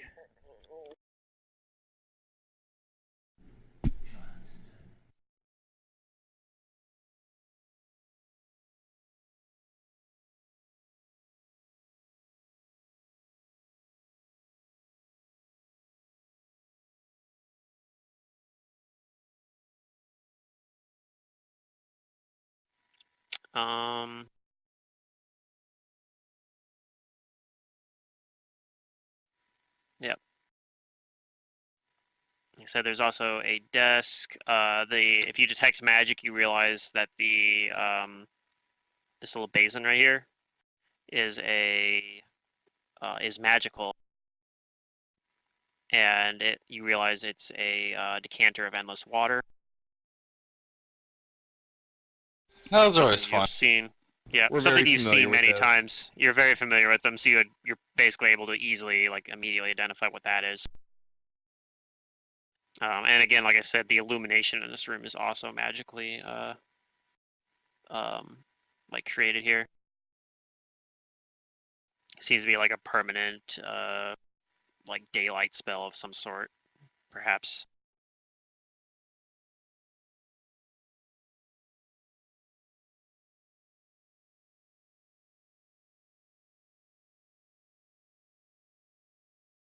And let me see. Does Taria have the ability to...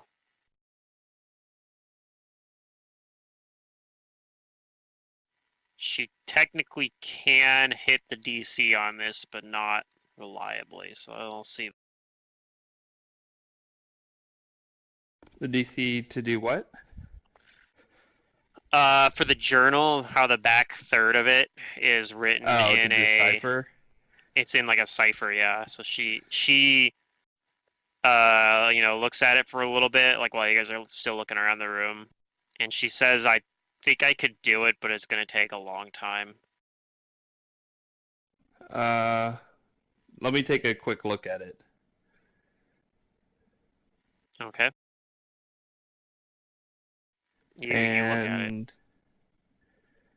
is there any kind of skill I might be able to use to decipher it? Linguistics. Whew. Alright, so I'm not sure. Okay. Yep, you don't know. Darn, my So- muscles are not big enough to understand. She suggests maybe we continue on. Yeah. Or if we maybe spend more time looking through the library here, but there's like a bunch of shelves lining the walls that have a bunch of books in them, and she's not really sure where to begin on that. But she says this is surely something that would be worth looking at later. Later Okay. sounds good. Onwards. Go over here. Look at this door. Open it. Okay. Open the door. Uber Laporte.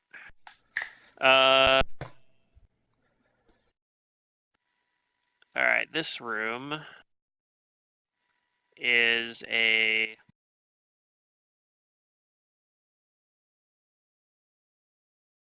So, let's see here. This room has a large, the hell's a divan? It has a large divan sitting in the southeast corner. Let me look up what a divan is. It's like a dresser. Okay.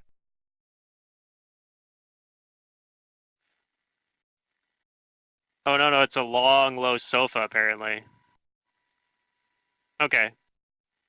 Okay, I see it. That makes sense. I've seen these before. I didn't know that word, but I have seen these before. Alright, so yeah, there's a large kind of sofa kind of in the southeast corner of the room. There's a bookshelf dominating the north wall, and tapestries and maps cover the others. All along the floor, you see that there's etched, rambling, and rhyming kind of almost poetry, but like kind of, and they're written kind of.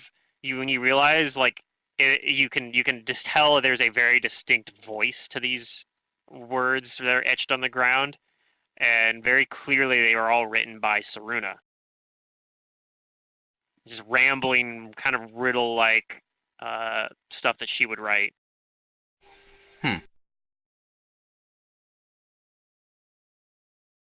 And they're all written.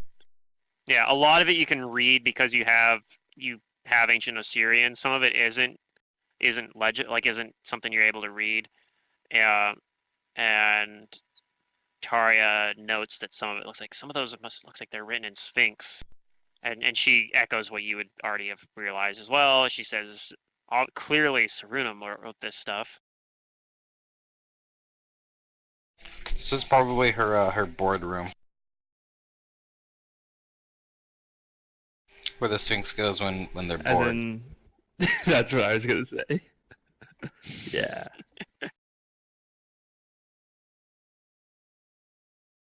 I'll do a quick once over.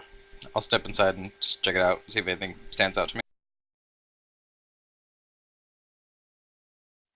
Okay.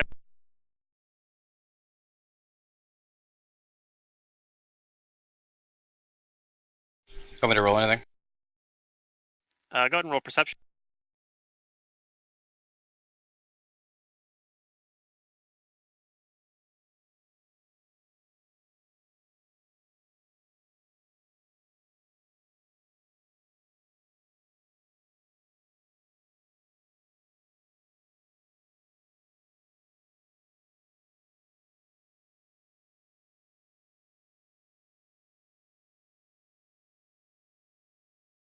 So yeah, you're looking around. You notice that these maps look like they're maps of Osirian, but there's something a little off maybe on if you have knowledge geography, you can go ahead and roll that, or knowledge history.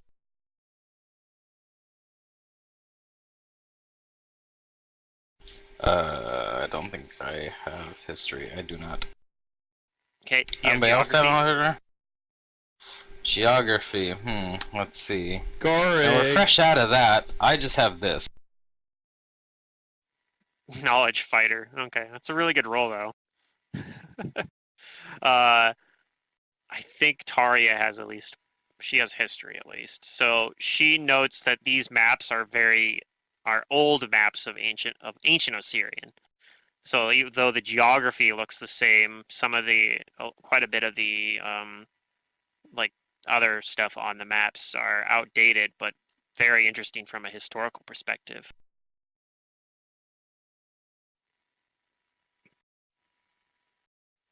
And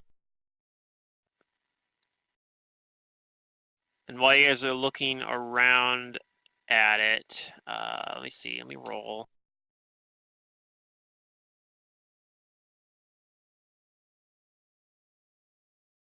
All right, as you guys are looking around at it, Raziel, like while he's looking at one of them, roll a will save.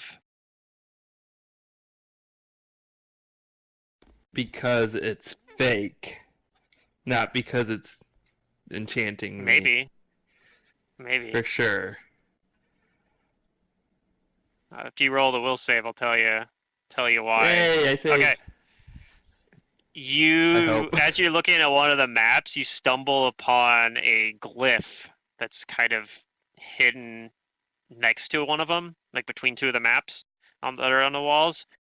And it actually does feel like it's an enchantment trying to affect your mind.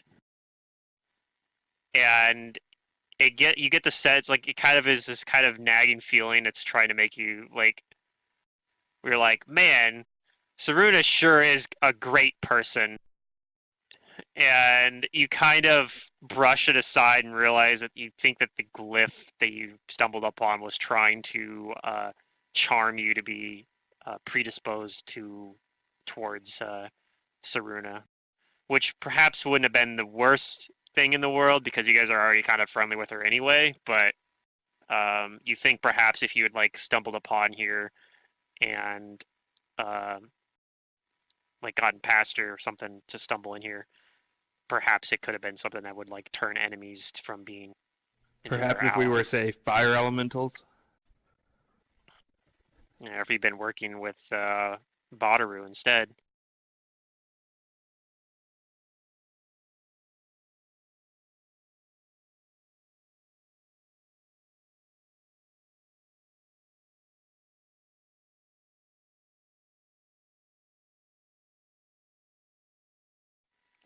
One thing you notice as well that there are half a dozen points indicated on the map, one of the maps.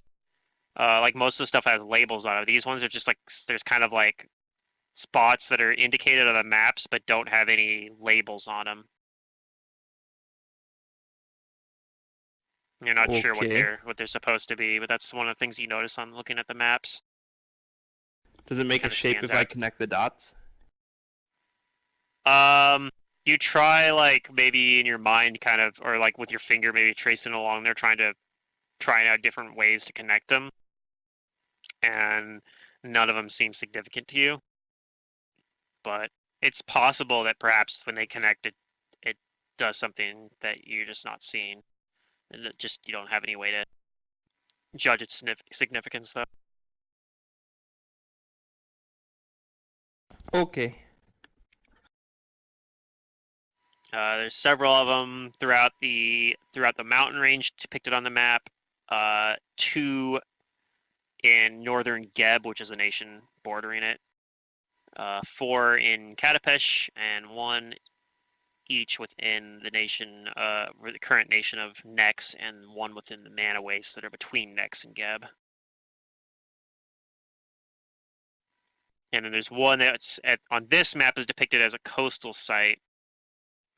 But you know, in modern, like current geography, that place would be underwater. Or if you didn't know it, Taria would You know what say went so. underwater was a portal. I had a near-death experience with the portal that went under the water. I wonder if these points are the points of different portals and where they go. Maybe. It's in like a room that's Runa wrote a bunch of crap all over the room, so you could also ask her. Maybe she knows more about it. Sure. That one. This room up here that is at the end of the hallway, and instead of having a door, it's just kind of an opening in the hallway. It opens up into another chamber. There are marble statues standing at each end of this corridor, so there's one to the left and one to the right.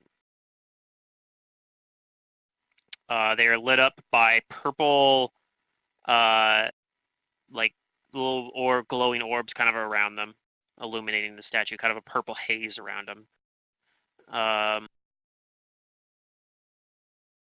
One side depicts a Garundi man who is healthy and vital on one side and cracked and burned on the other. The other statue depicts a Garundi man wrapped in linen like a mummy and wielding a staff. It's Nethys. Yeah, the first one you can identify with a DC 10 knowledge religion check as Nethys, but you already, I mean, that's something you guys have encountered enough, you would know it just without having to even roll. The other one you might have to roll a knowledge religion to identify. Well, there's one thing I might know. It's religion.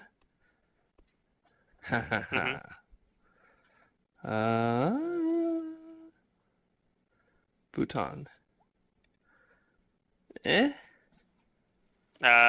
Unfortunately, you do not know. You think it might be an Osirian god of some sort, but you don't actually. You're not sure the specifics. Like it must be like a minor. I mean, I didn't maybe really one that was more commonly worshipped. Yeah, I didn't spend much time studying ancient deities, especially of other cultures. I studied Gazre and some of Gazre's main interactors. Yeah. You know, current modern stuff.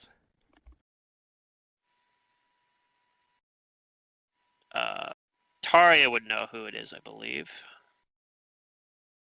And she tells you that the other god is the Osirian god Ptah, P-T-A-H. Yeah, silent P. It's just Ta, yeah. And she says he is like a god of like creation and invention, like a craftsman kind of god, worshipped by like artisans and skilled works, like skilled craftsmen. And they're in pretty good. Both these statues are in pretty remarkably good shape. Looks like nothing has really done anything to them. Maybe Taria's order will want to take them for preservation. Yeah, maybe. Oh. Unless there's anything else there, let's go to the other side. Yep.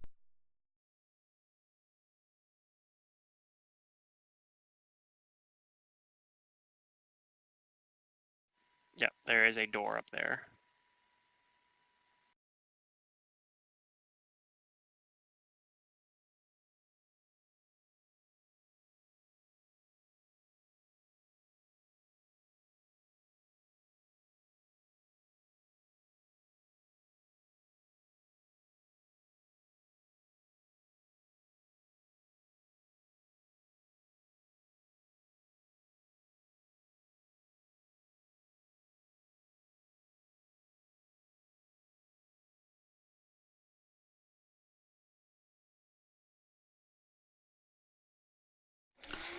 There's a door here. Yep. You open it? Okay. I'll take a look at it, and if there's nothing like super special looking about it, then I'll open it. Okay. So yeah, this just leads into the same winding corridor that you guys were in earlier, except on this part of this half of the corridor, like all kind of on this side here. You notice that there are intricate glowing hieroglyphs lining the corridors.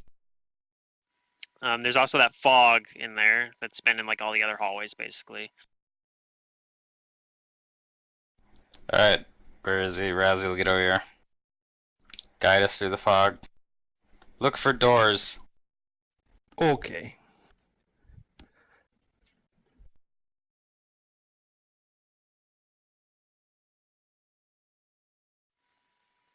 And I'll lead them through the fog and look for doors in the walls.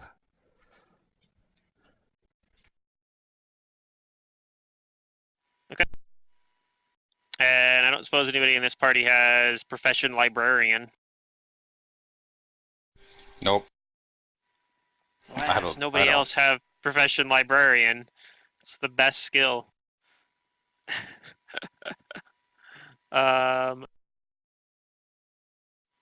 Tari has linguistics works as well, and Tari has that. So she notices after like walking around with you guys for a little bit, she comments, "This looks like it's a catalog."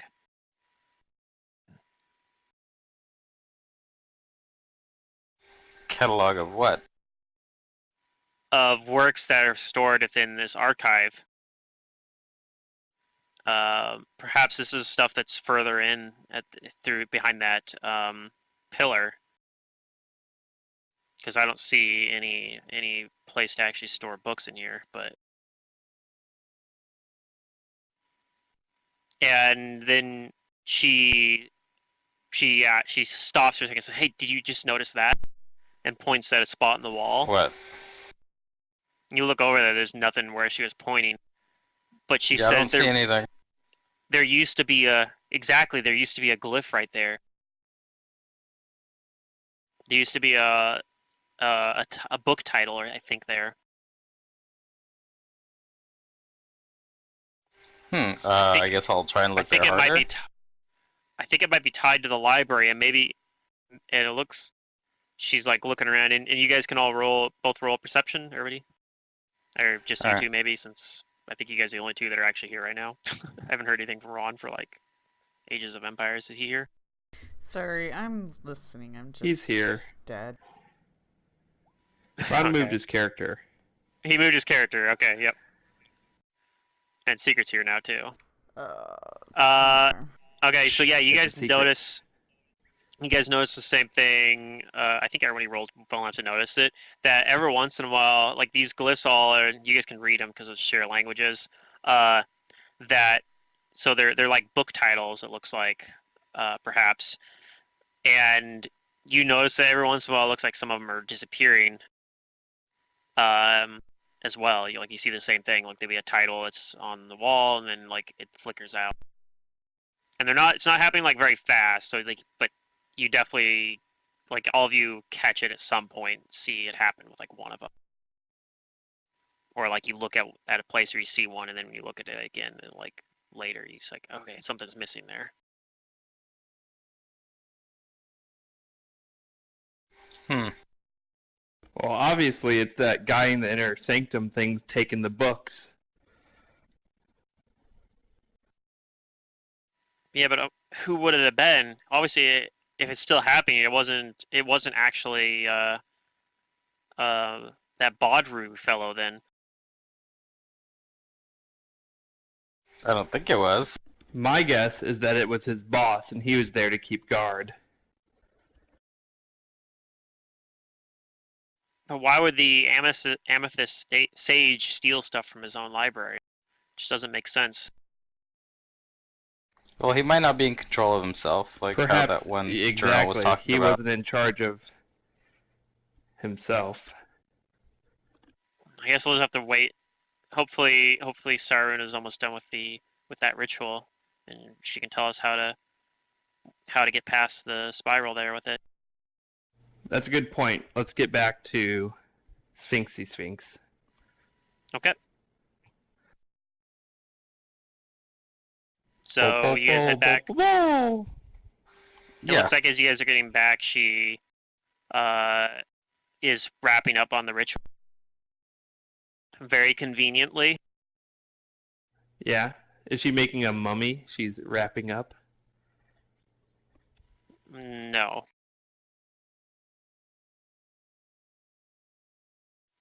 But yeah, shortly after you guys get I'll back, save that one for the Saturday game. Perfect. She pulls the gem off of the altar, turns around, and walks over and hands it to whoever takes it. She probably tries to hand it to Brugar, since that's who gave it to her originally. Sure. Yeah. He's the Okay. leader, face of the party. Alright, I'll take it. So She then I tells ask her, you- so... Oh, yep. She tells you if you bring this close to the the pillar, it should recognize it as being a sage gem, but it is imperfect, and I'm not sure that you'd be able to do it more than once. Okay, got it. So one-way it trip. might break the gem. It might break the gem by doing it. Well, and then it we'll might be a have to one-way trip. take the other gem.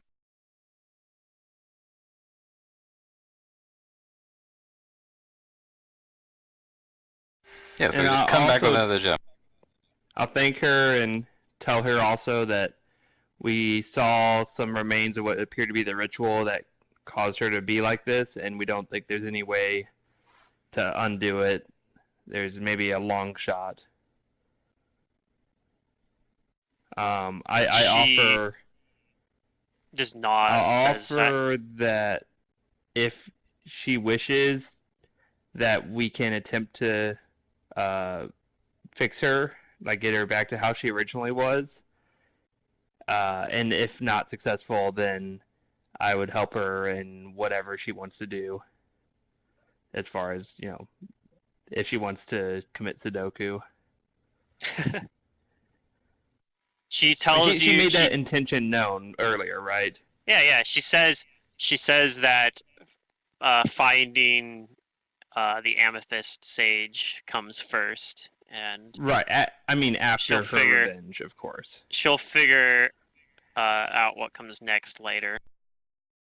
Okay. Well, I offer to help her when that time comes.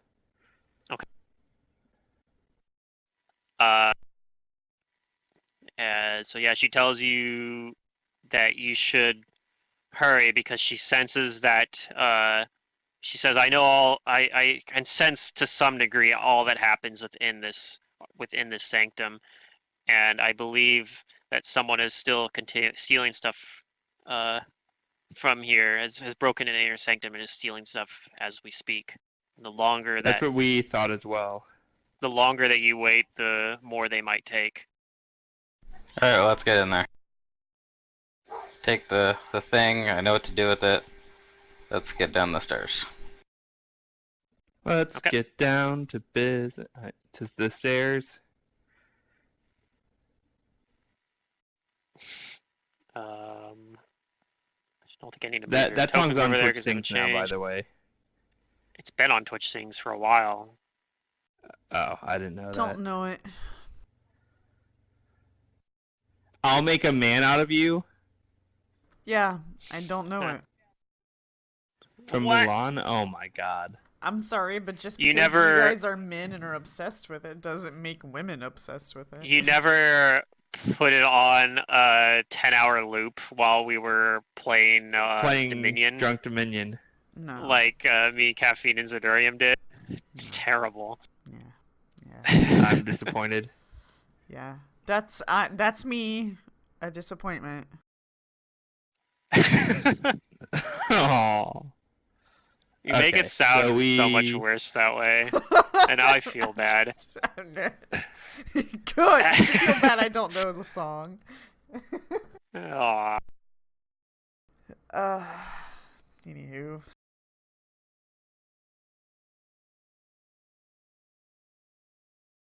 All right, let's see. Before I continue on further, I want to give you some experience so I don't forget. Oh, I already forgot. So, for finding a way to permanently disable the glass golem, even if it was not the normal conventional way. Out of character, I'll say if you guys had brought the flawed gem in there, it would have just also not attacked. So you guys probably didn't necessarily need to do that, but you guys did defeat it. So I'm giving you experience for that. Everyone gets 1,200 experience for that.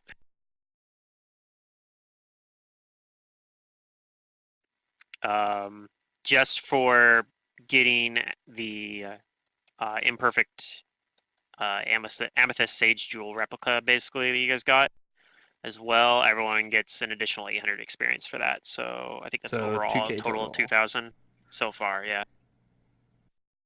So far, I like the sound of this session. And then everyone also gets an additional 500 experience for the stuff you kind of uncovered, like in terms of archaeological finds. Okay. All right, but we're not done yet. So, you guys, I'm assuming you bring it in and bring out that amethyst up towards the pillar.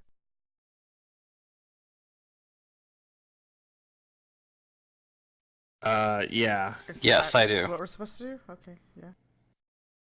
Mm-hmm.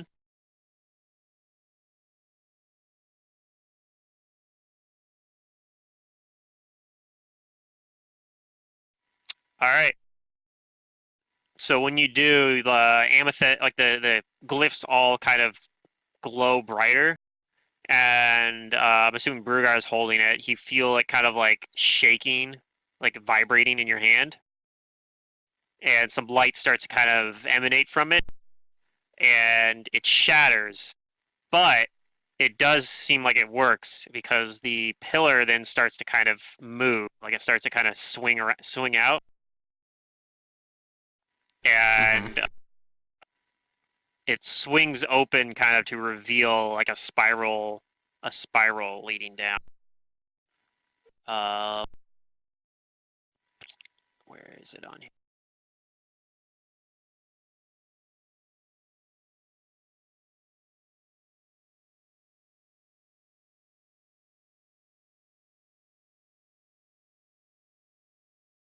Yeah. It does seem like, and you're kind of doing it. It kind of seems like it's like the vibrating in there kind of makes it hard to do it. Like it doesn't seem like you can definitely tell that it's imperfect, but it does do enough to get it to activate it. And it spirals open, and it kind of actually it's not really a stair so much. It actually looks more like a portal, similar Alright. to ones you guys have been dealing with in the past. Alright, everybody.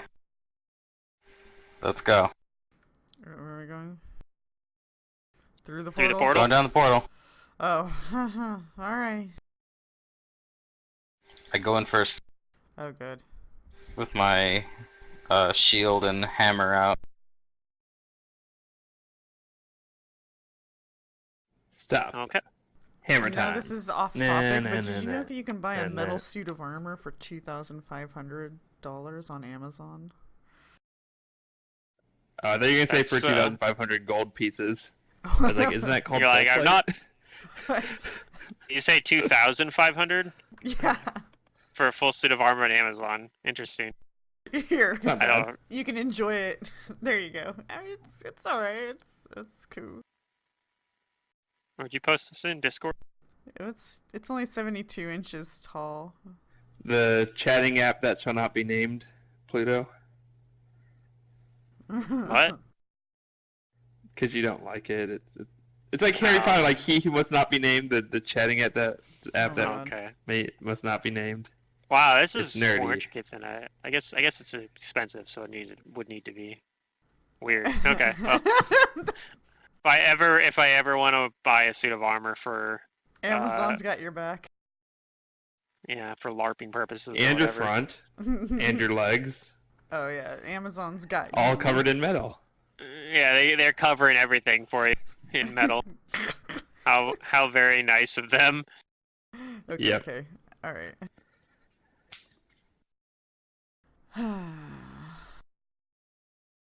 Now, if I could get some mithril full plate like Raziel has, Oh. that's spicy.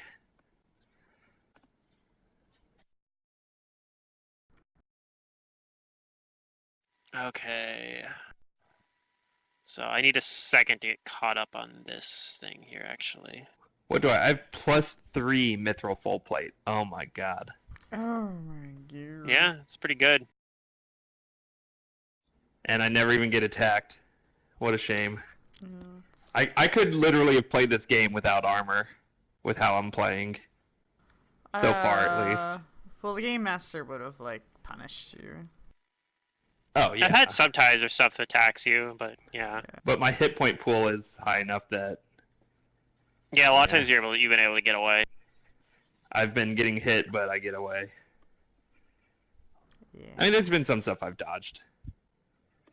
Like, iterative attacks. That's like one of the things. Like you can't get your AC high enough to stop like the first attack, but being able to stop those second and third attacks is pretty huge. I mean, I have 31 AC with Sacred Armor on. Okay, I need to copy paste your token. Pretty Actually, good. I might be able to just paste them over here. I think I might have them copied from before. Hey, I did. Look at that. I guess I didn't Yeah, count so- my rounds. I probably only used like 2 rounds against that glass chick. Yeah. Maybe only That 1 would be- actually. You used 2. 2 because I attacked once. Yeah, first one where I activated, second one where I attacked. Yeah. Okay. Oh, actually, this is not where you guys are at. I'm dumb. All right, good thing I didn't pull you guys this map yet, because I would have put you guys in the wrong spot, and I would have had to like start Awkward. improvising shit. Yeah, or been like, I'm retconning that. That would have been annoying. Okay, maybe I'll just turn off. I the probably fog have, of war like, on this. Actually, 4 or just 5 reveal rounds everything. left. This is a small enough map. I don't know if I really need the fog of war. So wait, we got 2,500 XP or what was it? 2,000 something plus? Yeah, it's 2,500 total. Okay. I realized I was listening, but then I never added it. All right, I'm gonna pull you guys to a map. That's where the portal leads you into there. Wow, Pluto, It's gonna your be more than MS just- Paint went like you went My all MS out. Paint Wow, has you really got really improved. good at that. No, this obviously is the actual map from the book. The one thing I did do, I don't know how well you could tell it, but there's You some covered weird up spots. the words. Yeah, I covered up the numbers and words on there, and you can like some of the spots. I'm pretty proud of some of them because like I managed to match the shading fairly decently. Like there's a spot where you can see it pretty easily over here. I don't know if you can see the arrow on the top left. There's a spot there Oh where like, wait, you can you kinda cover the see it spots pretty on easily. the map. Yeah, there the letters are at. And I actually I was felt looking like I at did the a. stuff on like the blue. That's Oh what I yeah, the noticed. blue one's just like super I janky didn't and even super notice obvious. the gray ones until now. Yeah, if I hadn't pointed it out, you might not notice. But I'm proud of it, so I'm gonna point it out. Yeah, it's pretty good. That's how He I didn't am, cover the too. copyright. Yeah. He might be sued. Oh, oh. No, I wanted to leave that on there because I need to know that I'm not the copyright holder. So that's why I had to leave it on there. It's still copyright the original authors or whatever. Where's the copyright symbol? I didn't even see it.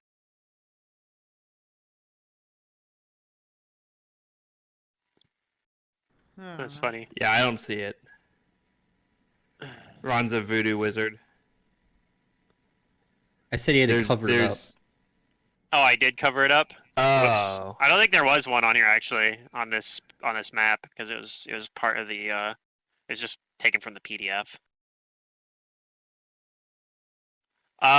So yeah, you guys are in, let me get a description of this place. God, I could do some things with PDFs, man. Yeah.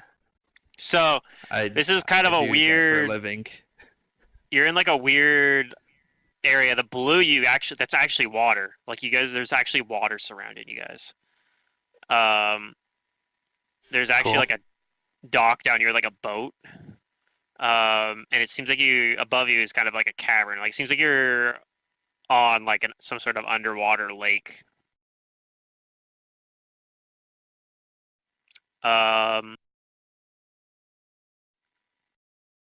The floors are like thick marble tiles, so they're very, very fancy looking.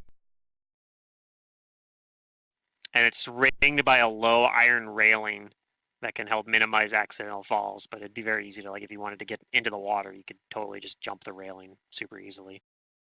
Right.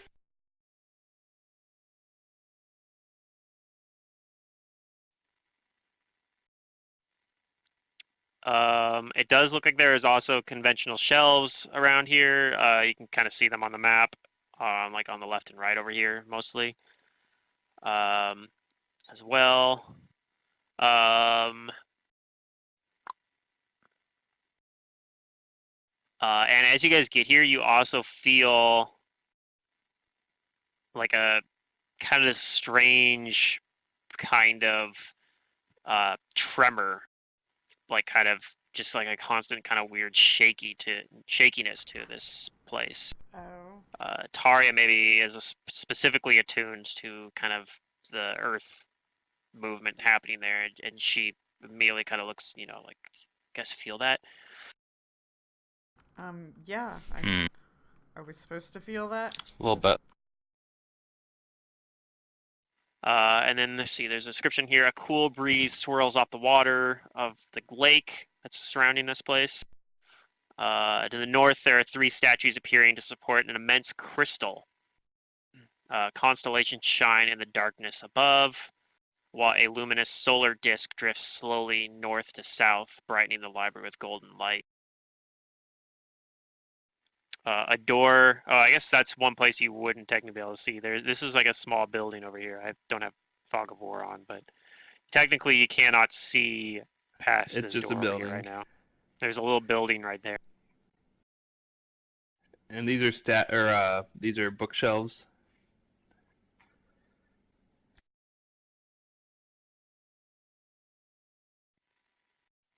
Yes. You Is there also anyone stealing notice books? there.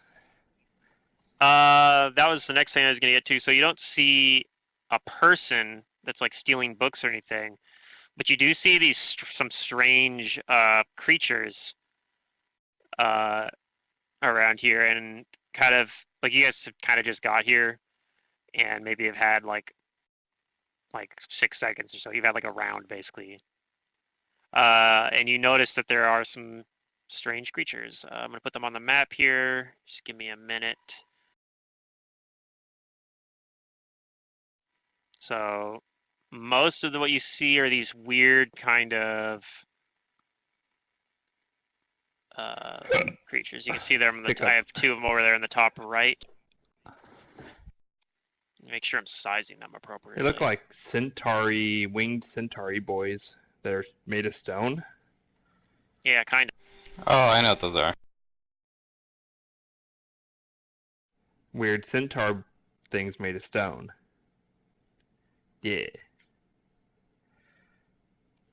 They actually are large, so I need to make the token bigger. The token's bigger. So you see a couple of them up Ooh. there. You see a couple that are closer as well, and they're going to actually start approaching you from over across But in the a sky not Alright. here. mean way. In a friendly way. To be determined. I'm up for tangling with them. Beauregard doesn't seem friendly. I wait. Patiently. I don't seem friendly. Okay. Uh-oh. Alright, let's earn our pay, boys and girls. Oh, jeez. Wait, are they mean? I'll get to that in a minute. I'm gotta put one more thing on here. The other one that you see is also a similar sized, but looks quite a bit different. and it's all the way up here.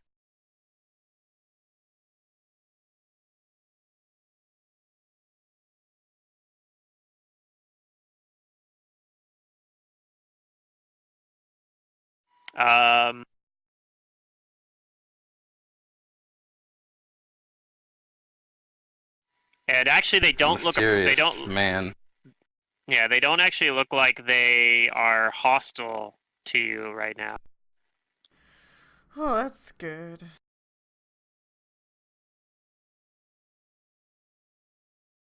That's okay. We can fix that.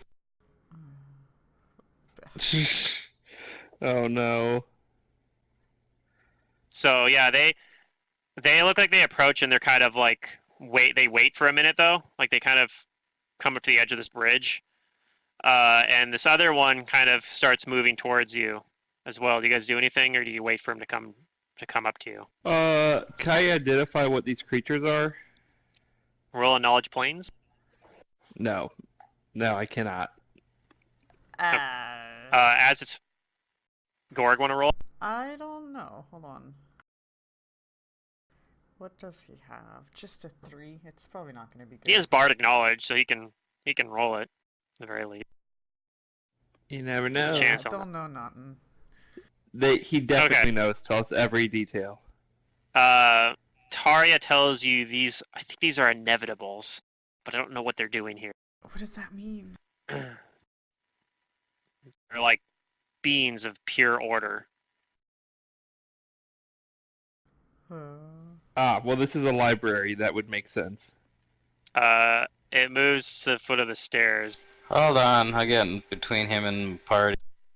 Okay. And I say, we're here for the knowledge. Who are you? Yee.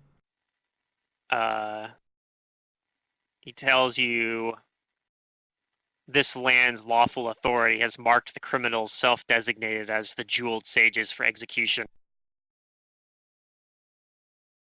We are here to hunt the fugitive. Oh, well, we're not it, so... We're not them. Happy hunting. Yeah, but we're... The never fugitive mind. has escaped. We would accept cooperation in her apprehension. He looks towards you. Can you describe the fugitive for us? It's the one known as the self-called jeweled sages.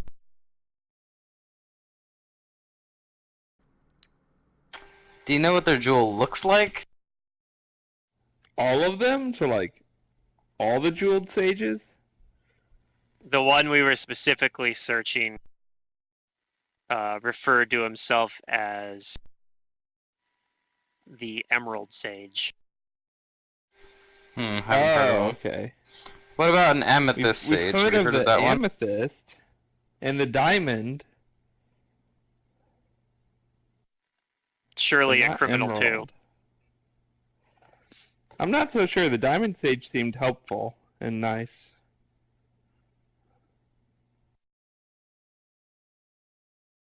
What crime is it that the jeweled sages have committed?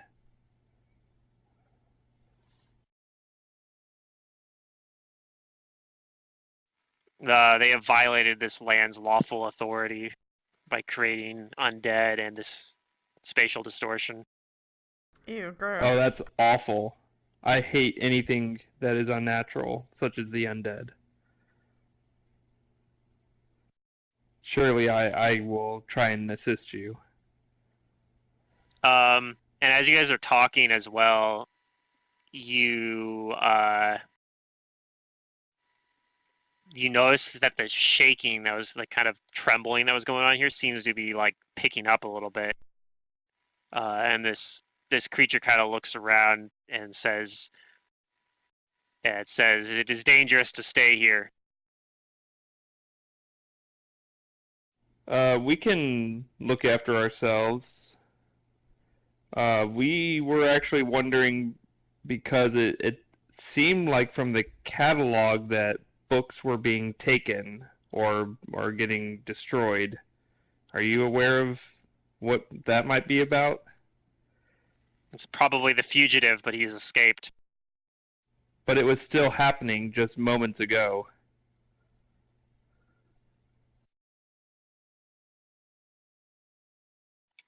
Unsure.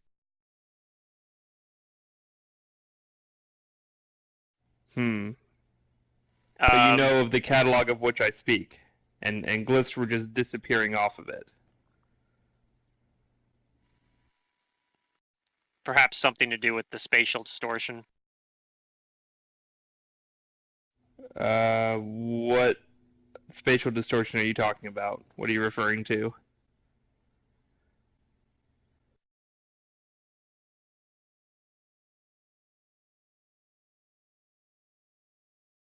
And you notice that the beacon being held up by the statues looks like it's moving lower a little bit, like it's coming down towards the ground.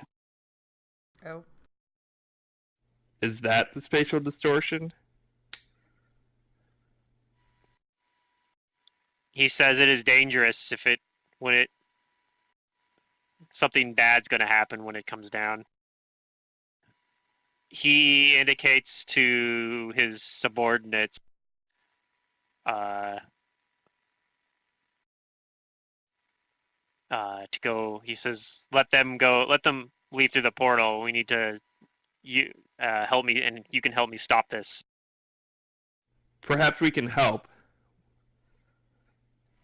And these guys start moving towards you. Do you guys let them pass? Yeah? Sure. Okay.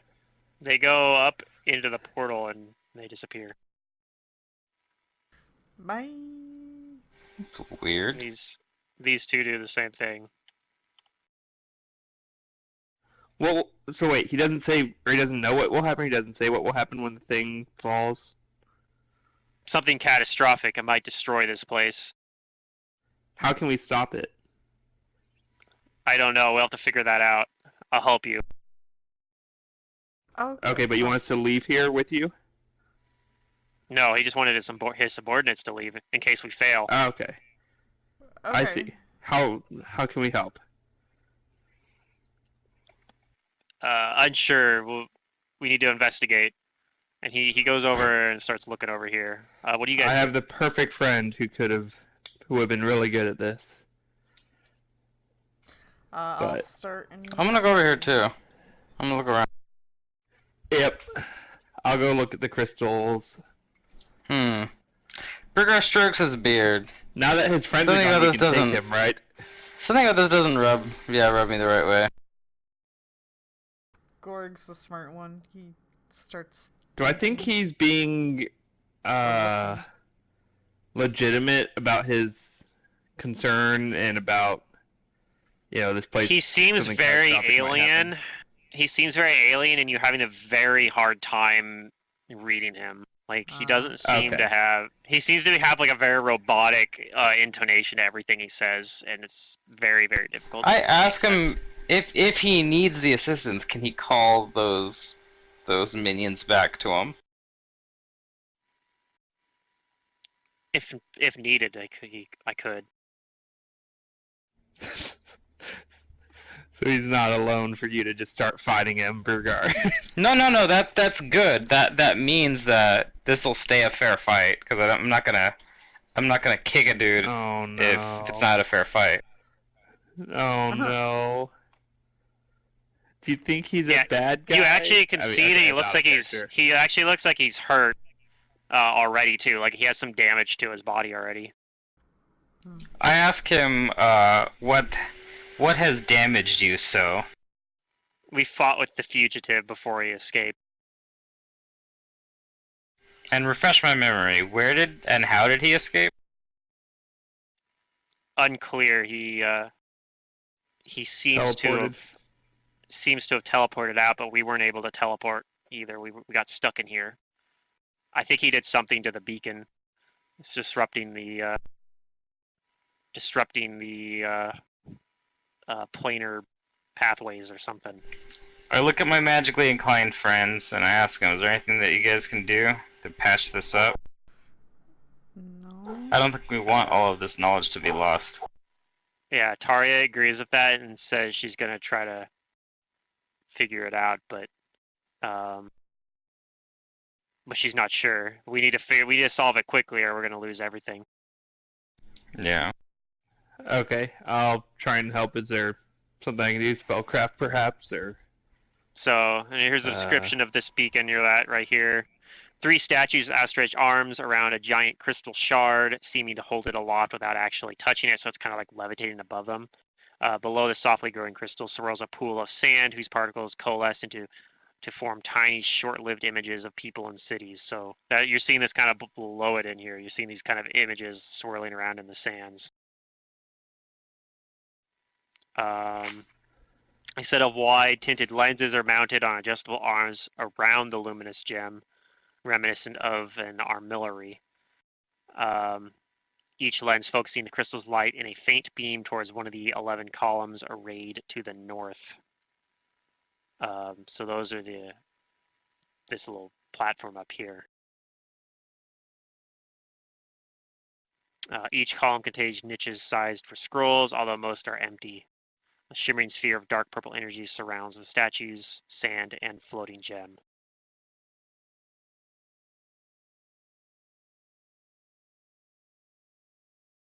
Boy,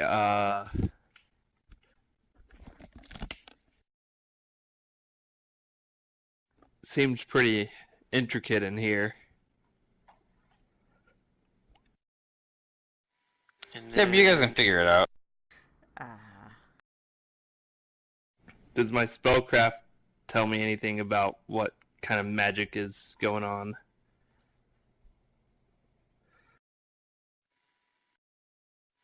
Spellcraft's a good roll. Anyone who has knowledge arcana can roll that as well. Oh. Ooh, Gorg knows things like that. Hakuna Arcana. What a wonderful phrase.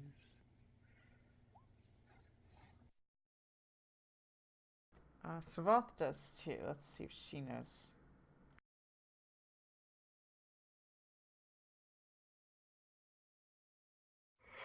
No, no.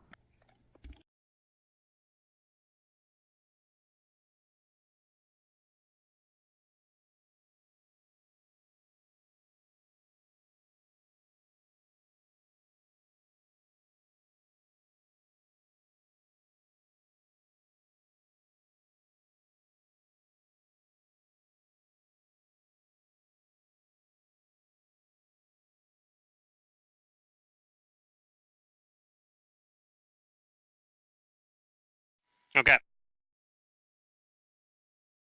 So Raziel is able to figure it out, and Taria would confirm it as well. That it seems like there is a spell on it that is causing it to come in here. That it was like some sort of malfunction of something that was done to it to like try to alter the properties of it. Maybe it was some method that they were using to steal stuff from out of here. That went awry or was messed with as he was leaving. But there's basically a barrier around it that we need to break in order to get to it.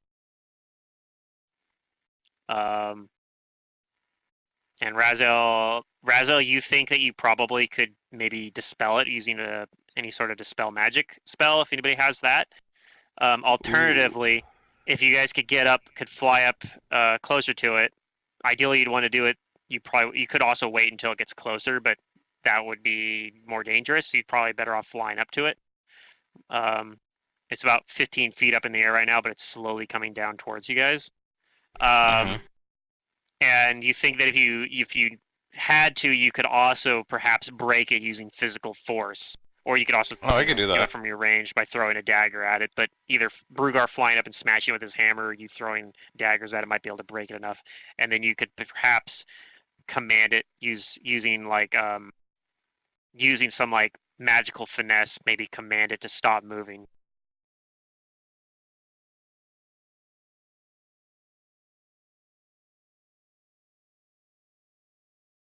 I mean, could I dispel magic yes, but I'd have to prepare it for 15 minutes. So I think the Okay, so that's probably not a good option. immediate Sounds like the physical. thing is the Do it physical. the physical way. The And physical I way. Alright, And- up and away. Brugar clicks his heels and activates his winged boots, and he flies up there and he starts beating the shit out of the barrier. Okay. Taria actually has Dispel Sure. Magic, so she'll attempt that while you guys are doing that. Take a dual approach Alright. on I'd that say thing. I can use my domain power to give myself flight for 1 minute, and also fly up and hit it. Or I might be able to just hit it with daggers from here. We'll just use our wings. It's not and that high, fly. is it?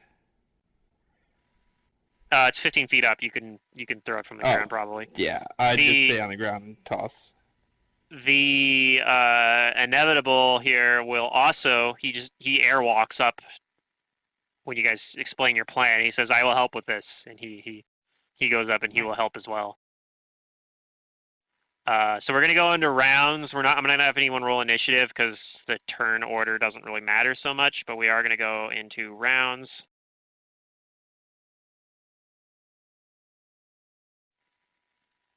Because if it takes you too long, something really bad might happen. But I think you guys will be fine. Okay. So everyone go ahead and I think Razo might be able to full attack it because he's on the ground. I don't know. Everyone else will probably only Yeah. get one attack if you guys are flying up to it to do a melee attack. But we'll see. Maybe you guys can break it in one round. That'd be pretty impressive. If anybody has a shot at doing it, actually, it's probably Alcé. Possibly. With his damage, you guys We don't might be have able to any one-shot it. I mean, buffs on right depending now. on its AC, my damage is pretty freaking high. Uh-huh. Like if all my attacks hit, I can do quite a bit. So who wants to go first? Like I said, I'm not gonna have anyone. I mean, we could roll initiative, but I don't think it's necessary because there's no other hostile like reaction to this. I'm gonna put So the order. 2 hands on my warhammer and then attack it. Okay, we'll do Brugars first. So just the first one there. If it's only 1 attack, sure. I guess we could say we'll take the full round. We'll say take a second. Yeah, whatever you want. It doesn't really matter too much. There's a limited number of rounds, but Are we already at it in this I think it is. round, or those who flew to it? sure. Okay, Yeah, those who wanted to like fly up to it, we'll just say you guys are already up there. second full round. Okay. So, all right, you swing at it several times, and it does seem like it's very resistant to your attacks, but it does seem like you have like weakened the barrier somewhat. I guess we'll do. You guys can all do your attacks whatever you want. Like I said, I'm gonna go ahead and roll the Marut's attack. Or the Inevitable's attack. I guess you haven't identified it as a Marut, but maybe Taria tells you that. I don't know if this makes a difference, but I'm gonna pull out. Wait, what size is that adamantine pickaxe? It's medium. It is.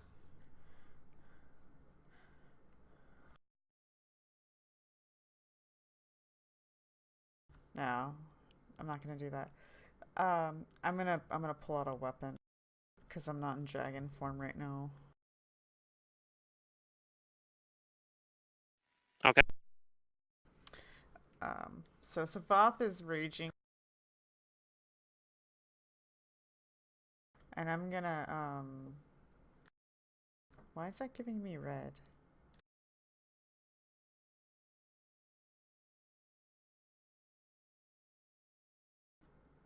I'm sorry, it's telling me that I can't use my greatsword for whatever reason. Is it sized inappropriately, maybe?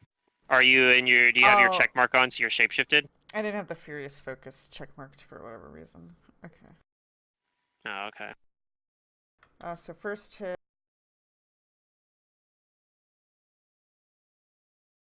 That hits. Second. You can hit on anything other than a 1, basically. Third.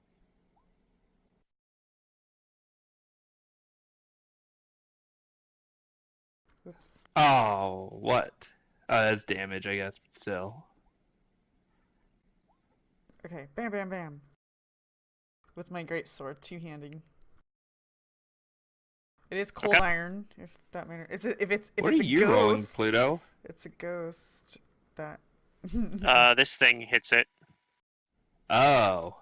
as well. 2d6, 12, 10, 3d6? Damn, I don't want to fight that guy. Yeah, he's got a really high base attack bonus, so his power attack bonus is +10 to damage. Damn. At least I think that's how that works. It's every you get an additional one every 4. So he's got 16 base attack bonus. It's a lot. So he just smashes it with those glowing fists, electrically charged fists. Alcé does a charge on it. Alright, so let me add up all this damage and compare it here to this hit points, see if you guys are able to take it out in just like one shot, because I think there's a good chance you do.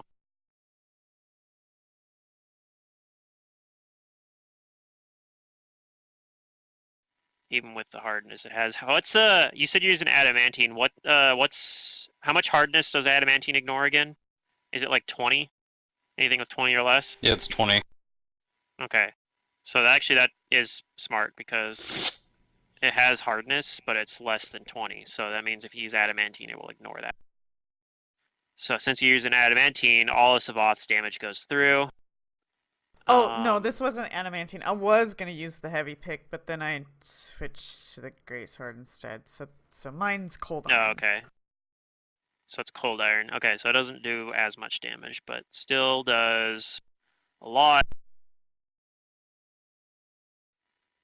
Oh, okay, there we go. One of those I thought was an attack roll, but it was a damage roll. Did Raziel do his attacks already? No, I was waiting to be dramatic. I should have Gorg attack okay. it as well. Are you ready? Sure. Alcé did we like don't a have million haste on, damage. do we? No. No.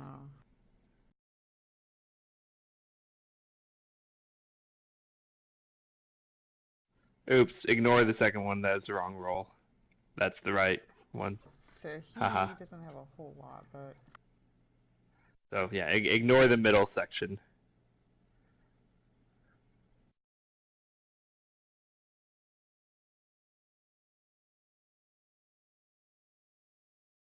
See, I did a lot. I did...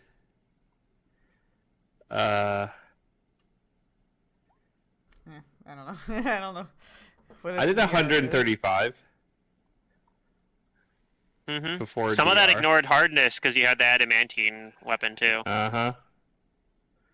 I do not try and dispel my stored spell onto it, though. Gorg's trying, but, Okay. you know. Gorg tries but doesn't. He helps. At least looks like he's helping. Yeah, you guys, I think you guys do enough damage to break it. So now it's clear. You just need to find a way to stop it. Anybody have used magic device? No.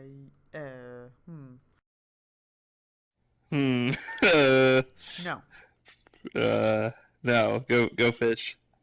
Okay. Does anybody have a spell I that they don't. think would be relevant to this situation? So we're trying to stop it from what, falling? Yep. It's moving in towards the ground here. I can summon a monster to hold it up. Okay. No. I can maybe feather fall it. I don't know if that does anything. Yeah, this is gonna be interesting. I don't know why it's rolling all that stuff. Other option, I guess, you can roll a spellcraft check. A little bit higher DC than the UMD. Did you say I could dispel it, or was that only the barrier? That was the barrier around it. Okay, I realized I do actually have Dispel Magic prepared. I just assumed I didn't, but I did. Okay. Because I knew I added it to my sheet, but I thought I just left it as an open slot. Yep. Sure, anybody want to attempt a spellcraft check? Sure. Alright, Gorg. Gorg does not make the spellcraft check. Good effort. Meh, meh, meh, meh, meh. Raziel does not make it either. Alright, summon monster 4. Here we go. SRD, help me out. I don't do this. Wait, what are you summoning? Maybe I Taria don't know. can do That's it. She's got really good. something tall. Nope, it's a really bad roll. Tall and strong. They don't install brains. You think as that war priests, you do think they? that would maybe buy you a few rounds, but you'll probably have to use spellcraft or UMD to stop it for any more lengthy amount of time. I can summon a medium air elemental to fly up and hold it. Okay, you can do that, and that might buy you some time while other people try to disable it with a spellcraft check. Yeah. So, Okay, yeah. you do that. There is an elemental kind of holding Are it, you and not it'll the try one to. with dispel? No, Yeah, but dispel this isn't what you need. dispellable. Oh. This part you don't need to spell anymore. That was for the barrier, which you guys already broke. That was like an Oh. alternative way to break it. You could either use a dispel magic effect, or you could bash it with weapon damage. Does this inevitable have a thing that could stop it? Maybe I forgot to check his skills. Maybe he has a useful skill here. No, he doesn't. Nope. So yeah, I guess you guys have some extra rounds because the air elemental's holding it and is stopping it from descending as quickly. Yeah, I don't know how long this thing lasts. Trying to figure that out. It lasts for 1 round per level, so it's gonna last for like 12 rounds. Mm-hmm. So if it comes down, it just destroys itself? It'll destroys cause everything. a big explosion and probably destroy this whole like platform here. Probably destroy. And this we entire can't destroy library. it ourselves? We don't want to destroy it. You could maybe destroy it as well if you destroy this beacon. You're not exactly sure what the point of this beacon is though, so if it has an actual purpose besides just lowering down and causing a fire explosion, which it probably does, then you might lose out on that. But you do think that is an option that might be something you could resort to, just breaking the orb. Alright, well, I mean, that's what Burgar's ready to do. Can Or I be attempt damned. the spellcraft check again, or is it a one-time thing? Yeah, you could try it again. In fact, you think you have more chances to try it since you have their elemental helping hold it up. It looks like their elemental's like not stopping it, but is slowing it. If is more what you're doing. That's the same roll you rolled last time. How many tries do I have? You don't know. As many as it takes. There, 34. So after 7 tries, which you did have 7 rounds that to do 7 it rounds? before. Okay. Yeah. And it looks like it had moved a little bit closer, but it was still like, within 10 feet. I'm thinking probably Brugar was going to just smash it if it got within like 5 feet. He was just going to smash it, but fortunately you were able to stop it. And it looks like it stops coming down. It stops in place there, and the air elemental kind of like, all of a sudden What did I do kind to of presses stop up against it. You manipulate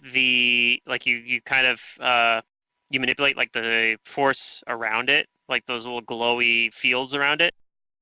Like you kind of intuitively tap into it, into the magical force, and kind of using. I mean, that's why originally it was supposed to be UMD, and I just let you do it. The spellcraft is at a higher DC, but sort of like how UMD does, where you kind of use like you kind of force your will upon it to like activating a magic item, basically, to make it operate how you want it to. So magic-y stuff. Okay. It's a little bit abstract, I know, but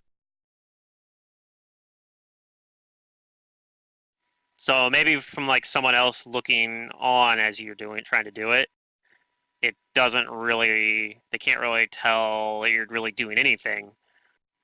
But most of it's happening like it's kind of like a battle within like your mind. Like, fighting against these Neat. forces, these chaotic forces, pulling it down. Mm-hmm. Yeah. So after I'm done, like I think I did it, and I look at the big, giant guy. Yeah. He says, "I think so. This library's knowledge will be preserved for future generations, but the fugitive is still out there." Well, that's the next task.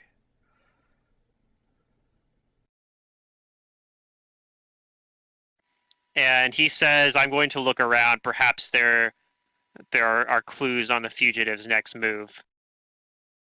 And he begins kind of looking around. I'm assuming you guys want to do the same. You guys have some time now. It's calm again. Maybe you can look around Alright. and see what's in here. As long as this guy doesn't bother us. Mhm. I'll look around. We're here for Taria stuff after all. Yeah. So she's now that this something's not threatening to smash into it. She's looking at kind of the sands underneath this beacon.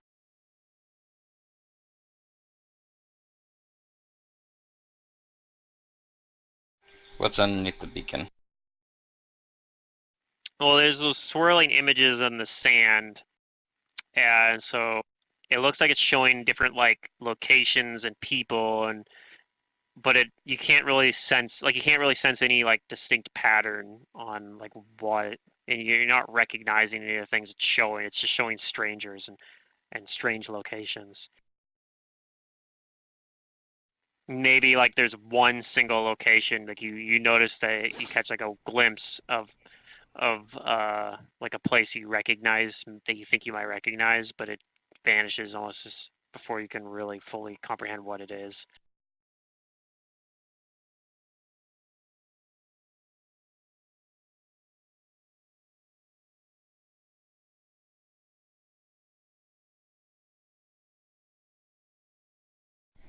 I mean, it's not a location I recognize, right?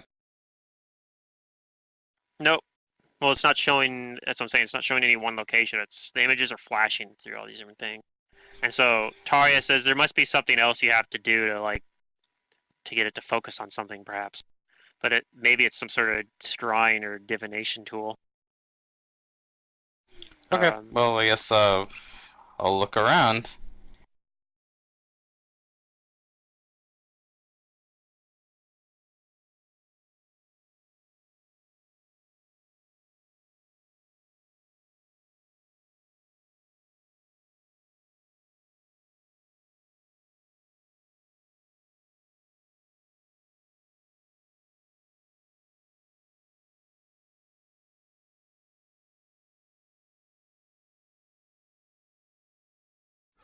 I guess I will as well, unless Brigard finds something.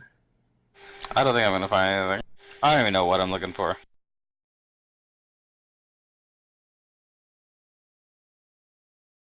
You definitely see that there are definitely like books and like ladders to access these shelves, kind of like the rolling library ladders, you know. And there's definitely a lot of like knowledge over there. Okay, well, let's try over there then. Dwarf is gonna get on ladder.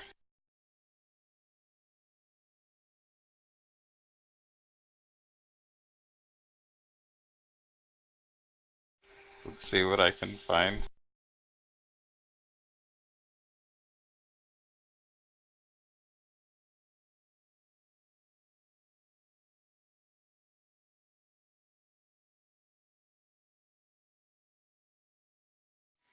You notice as well there's two statues standing on the top of the map here, at the ends there. Mm-hmm.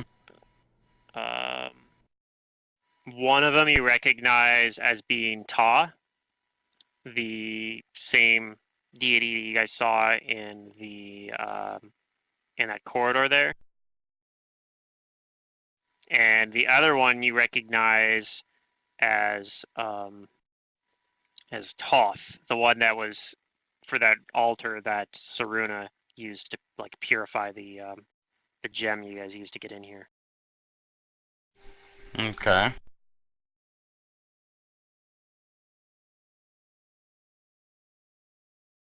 They're not holding anything, are they?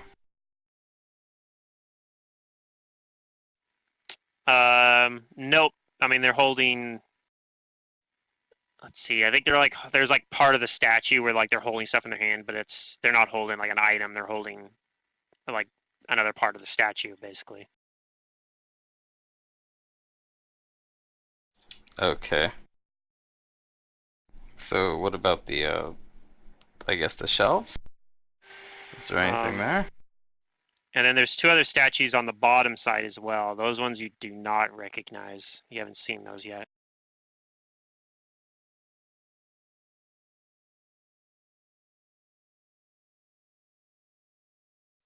The shelves just have lots of like books and scrolls on them. Alright, well, I guess I start looking through them or tossing them to other people. Okay. If there's something to find, we'll try and find it. Yeah.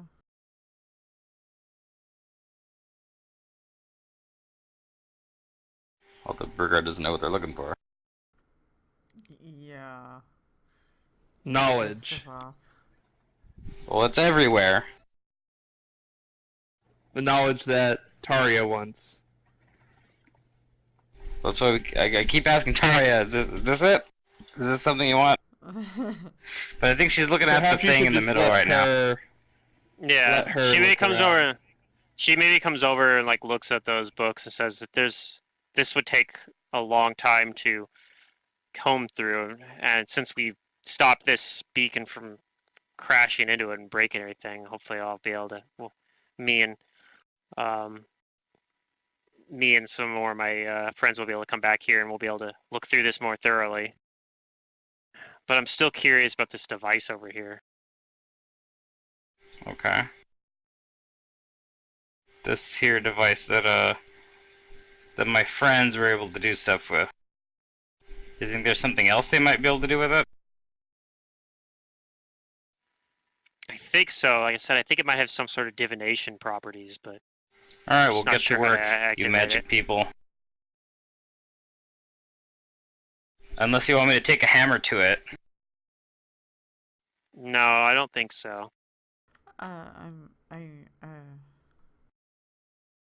What?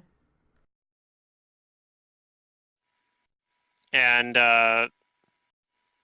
this guy over here, after like looking around some more, he comes around. He says, "Well, I don't think I'm gonna find anything else useful here. And now that beacon's back under control, I think I should be able to leave here, no problem." He plane shifts away. Oh. Alright. He says, thank you for your help, but I need to go report to my superiors that the fugitives escaped and discuss our next route." He didn't give us any Alright. kind of reward. Damn it. Nope. Why do You we didn't even have to help fight him? What That was would he? your reward. That was your reward. You didn't have to fight him. You didn't have to fight a CR-14 creature. Yeah, I'm kind of disappointed. I think fighting would have been pretty fun. 14 or 24? 24. He's a CR-24 creature now. Okay, that's better. You said 14. I was like, that doesn't sound so bad.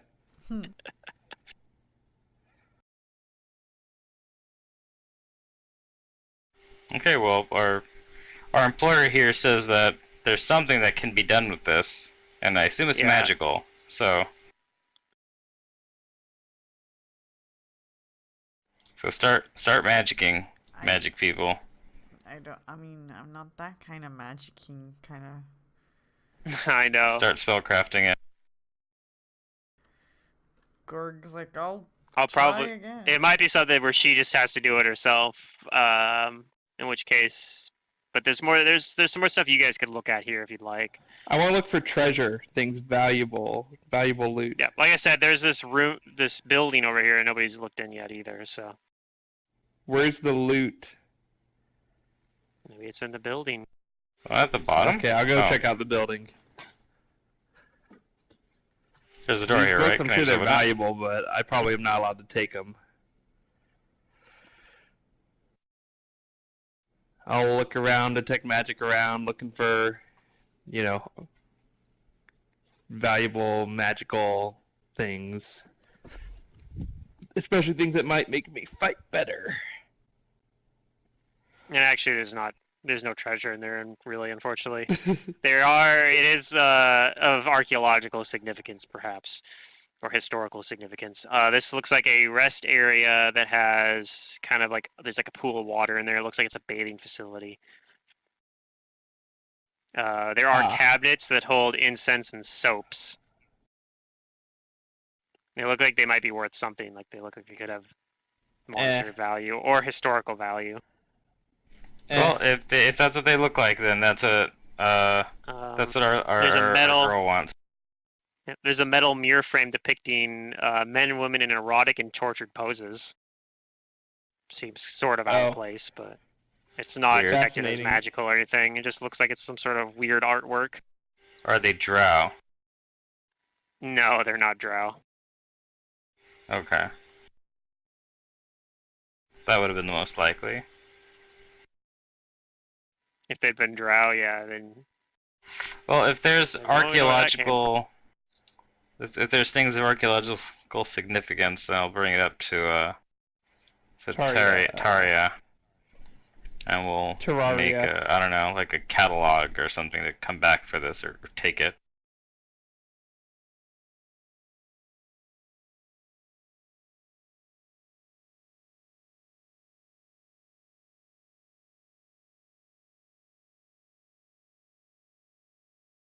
But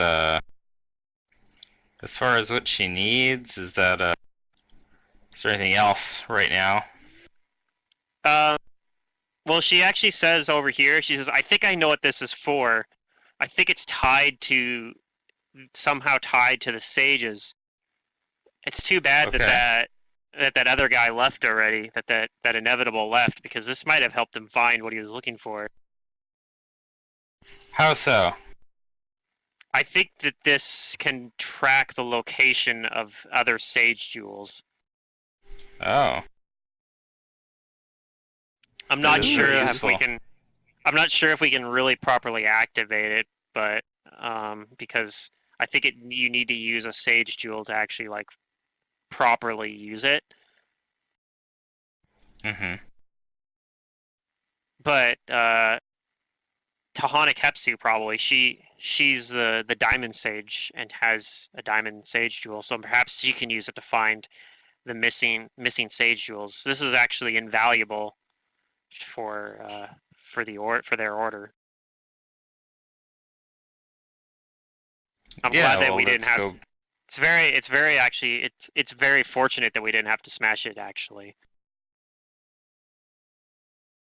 Good. Well, then I guess we should bring this up to that lady, or are you concerned with her having this? To which one? You mean the diamond lady? Oh yeah, no, I'm fine telling her. I'm planning to tell her about it. Okay. I thought you meant Saruna. I'm not sure I want to tell Saruna about it or not. That's the harder thing. No. Well, theoretically, she could try to use this to locate the amethyst sage, or at least if so she can get her revenge. Lives. Mm-hmm.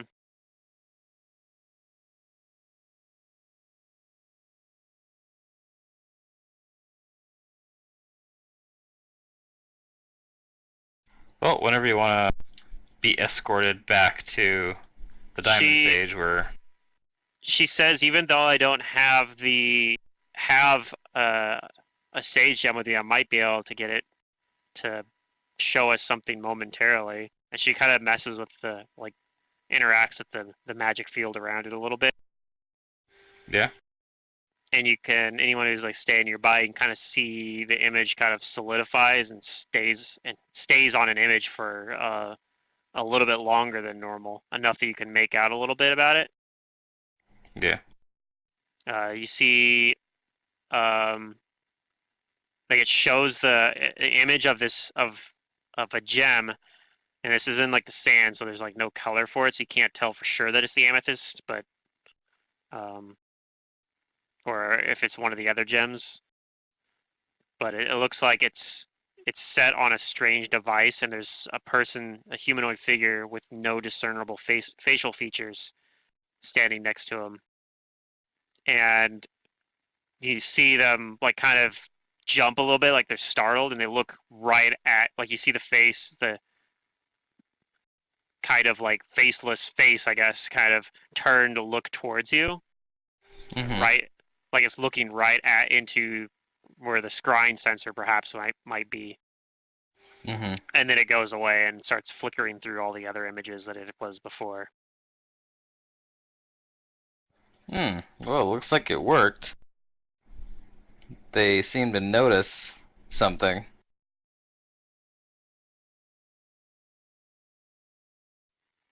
I agree, this Yes. is a very valuable thing.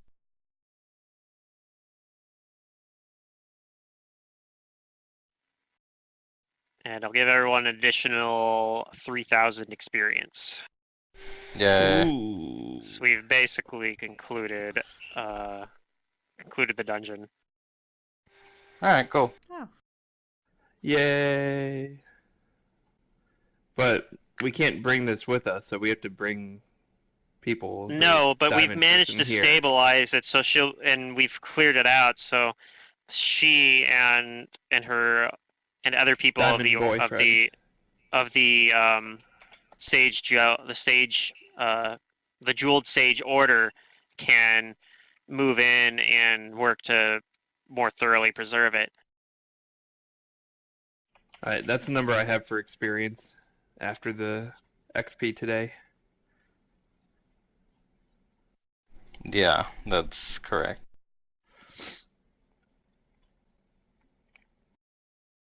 And she says, now that we've also now that it's disrupted, I think Saruna probably should be able to get her wish, and she should be able to leave here. The question is, do we let a creature like her leave? Wait, are we 13th level? Yeah.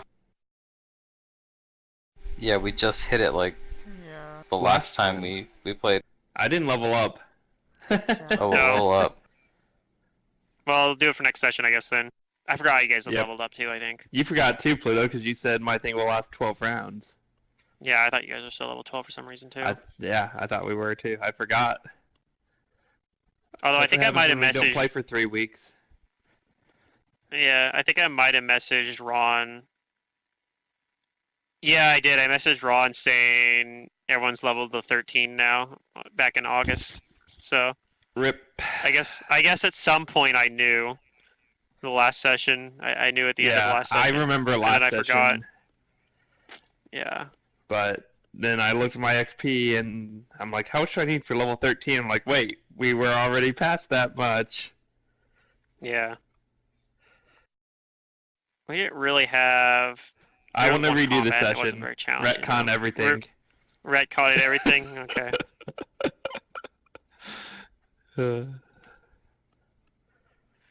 So she asked, like, what do you guys think we should do about Saruna? Should we let her leave this place and go hunt down the Amethyst Sage? Yeah, I'm she cool was with very that. helpful, I guess. She deserves her revenge. Yeah, I agree. And if the sage was able to put her in this way in the first place, then he should be able to, defend himself this time. And if not, well, then that's the natural order of things. Sometimes when you play with fire, you get burned.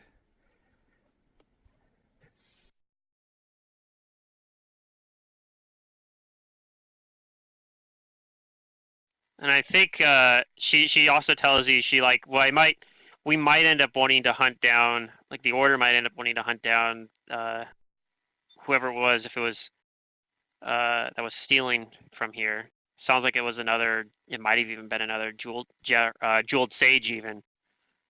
Sound like it was but the we Emerald Sage, Yeah. right?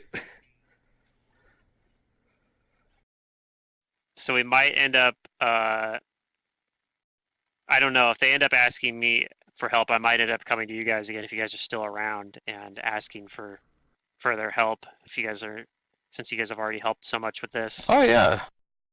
Oh As long sure. as the pay's good. Yeah. Yeah, of course. We're still around. Yes. I'm glad to help you. And I whisper to Braziel because, She has such an influential. She has an especially influential, uncle. Grandfather. Yeah, grandfather. That she does. All right. Okay. So when you guys head back through the gate, um, Saruna actually is like waiting at the like outside the gate, like she's like waiting there for you, All and she right. says like I could sense that the disturbance in the inner sanctum has been stopped. I assume that was your doing.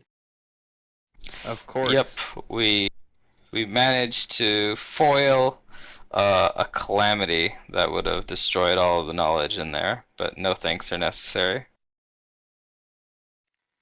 Well, There is more that though. does. The knowledge doesn't concern me, but more importantly, I can feel that the the binding that was holding me here has loosened. I intend to set out and find the amethyst sage, but before I do, I would like to give you my thanks. All right, it's I don't necessary know. now. I don't know that I will be able to offer any other reward, but hopefully that fact that I helped you get into the inner sanctum and preserve this stuff that you value oh so much was enough. Well, there's more though before you go. So the order people in there, they told us that the Emerald Sage was the one who was stealing books from the library. That doesn't concern me then. It doesn't? No, I have no further loyalties to the Amethyst Sage and his collection of knowledge. That all died when he killed me and turned me into a mummy. That's fair. Okay. You can do whatever you'd like with the knowledge here. But the Emerald Sage is mine, or the Amethyst Sage is mine. Amethyst Sage. Okay.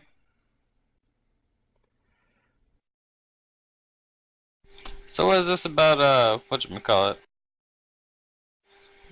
The thanks reward? Oh, she said she didn't really have anything for you. Oh, She okay, well said that's she fine. could No offer thanks her are thanks, and necessary. that's all she has. Yeah. Yeah, all she had to offer Seems to was be her a thanks, really. theme this game. This session. At first, I thought she said that there was something, so I changed my mind to, okay, the thanks are necessary now.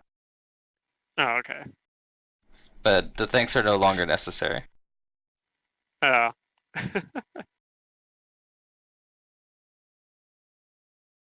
We wish you luck in your revenge quest. She says, I wish you luck as well, and I hope that you never suffer a betrayal as I did. A betrayal so grievous as the one that I did. Yeah, I hope not. And she takes her leave. She starts heading into the caverns to like go out to that entrance. She says, "I believe this opening, if I follow it, will lead up to the surface." I could set my eyes on the skies of Galarian once more. And she sets out. Bye. Taria says we're gonna take the front door because that leads back to the like where we came from. Mm-hmm. And she gets in there. The Diamond Sage isn't like there right at the moment, but she says the Diamond Sage will be back. But she reports to like some of the other like acolytes and such that are there about what they found in there, and kind of discusses about them, like what's in there, and kind of orders some of them in there to like go in there and start working on cataloging and preserving the stuff inside of it. I get it. She orders them in there. Yeah, that's what I just said. Because that's where the order people are.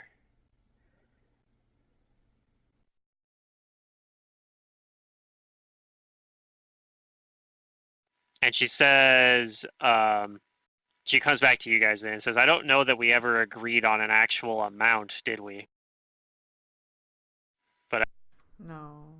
I assure Not you it'll be exactly, very but there's generous, time to do proportional now. to the yeah, it's proportional to the amount of knowledge we've rescued in here, and I think we have done very well on that front. I agree. And I will attempt to diplomacy us a... A better I reward. will, you know, persuade... Well, no, I just want to shift her attitude towards being as helpful as possible when calculating that reward. Yeah, go ahead. You have like a bonus for that when it's negotiating like a contract, I do. right? Yep. And I need every bit of it. Apparently. I have no diplomacy. Yeah.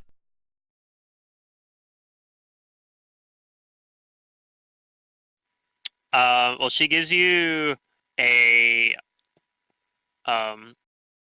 she pulls out like a box that inside has a number of like very, very beautiful gems, basically. Mostly diamonds. Right, because diamond sage.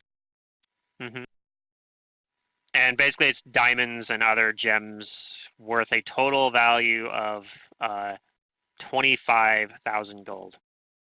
Sweet. You guys can divide up amongst yourselves, but We do. Let's see, this is divided between 4 people. yeah. There's only 4? I guess it is, huh? Alright, 6,250 each. Yep.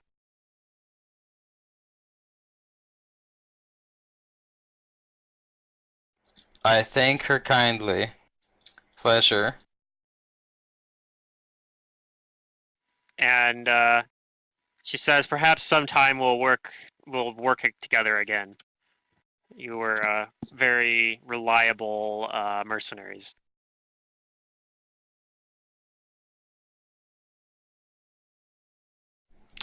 Well, thank you for those kind words. She asked if you'd like to return back to the Opaline Vault, or if there's somewhere else you'd like to go. Hell yes. Sure. Okay. She will play shift you back to the Opaline Vault. That's where the cool place is. I mean, I could have done it, but whatever. Yep. So you guys will be back at the Opaline Vault. We will start the next session in the Opaline Vault. Do you guys have anything particular you guys want to do, or are you guys just going to hang out there for a little bit and wait to see if some more work comes your way? If you have something in particular you want to do, it'd be nice to know, because that way I have a couple weeks to prepare it. I want to track down the Emerald Sage. Is that going to be our little side quest now? Like, if you want it to I'm be. cool with that. I want the chick, her to, talk to her Diamond Sage friend. They go back there and track where the Emerald Sage is, and they're like, hey, we need some extra muscle to go take out this Emerald Sage. Right? Like, that's where I saw it. I'm up for that. Yeah, if you guys spend some money, though, and the unless we want them to keep doing their thing, and then we go towards Declassar. Right, this is like a side plot, so you can, like, if you didn't want to, you could just take the money and be like, all right, well, we never see them again, and don't worry about it. I guess it just depends if you're trying to rush this game done or not. Well, no, I'm not. Like, I feel like we have the tools to summon him. I'm all for powering up. But yeah, like, that's kind of more of the thing, is that we're trying to make sure that we're ready to take him on. And then also, too, the Sphinx person, I'd be down to hunt the Amethyst Sage, too. Maybe. Well, I mean, I'm up for that, if you want to do that. There's surely more reward on the path. And then hopefully Pluto will give us an indicator when we're ready. What was the last thing we did on the main Declassar quest? We forged the weapon. Yep. You guys got Pedriarch to give you a Godsbane weapon. True. But it was only one. We need more. We're not gonna get more. I don't think you're gonna get more. Damn it. Now you might be able to. So if you guys are like, I not seen a way that I presented for you guys to be able to do it easily. If you're very creative or very persistent, you might be able to get another one maybe. But Or at least, powerful weapons but you don't. for everyone. Right. Because, like, my weapons are fairly strong. Like, I got that fear dagger. But I feel Yeah, that like thing is- we could get that that thing's an epic level of level weapon. Yeah, we could get, like, epic weapons for, Savath and And Ron, I'll say. Oh yeah, we just need I'll more say. money. Alcé's lance is actually pretty sweet already, right? It's not. It's like a few Yeah. tiers below, like your guys' weapons, because its total enhancement bonus is like a +3, I think, or something, or a +4. But I mean, that's he's got a pretty sweet weapon already. But yeah, like maybe finding a really cool like super powered lance for Alcé might be pretty cool, right? Maybe you can find a lead on that. Yeah, just... I think that makes sense that if they're dedicated to fighting Deklassar, we need to make sure that they have weapons that are capable of, hurting Deklassar, who, in game terms likely has either DR Dash or a DR Epic. Yeah. I'll just keep enchanting their weapons. So anything we do to get money, or if we hear legends of really powerful weapons that we could track down, I think that makes sense. Or Well, anything we hear also about keep in protecting mind, ourselves from, we- demons. We know a very influential and powerful shaitan. That person probably knows the kind of people that would be able to enchant weapons like to that point. Mm-hmm. Right. He's the so head of a money crafting works guild. too.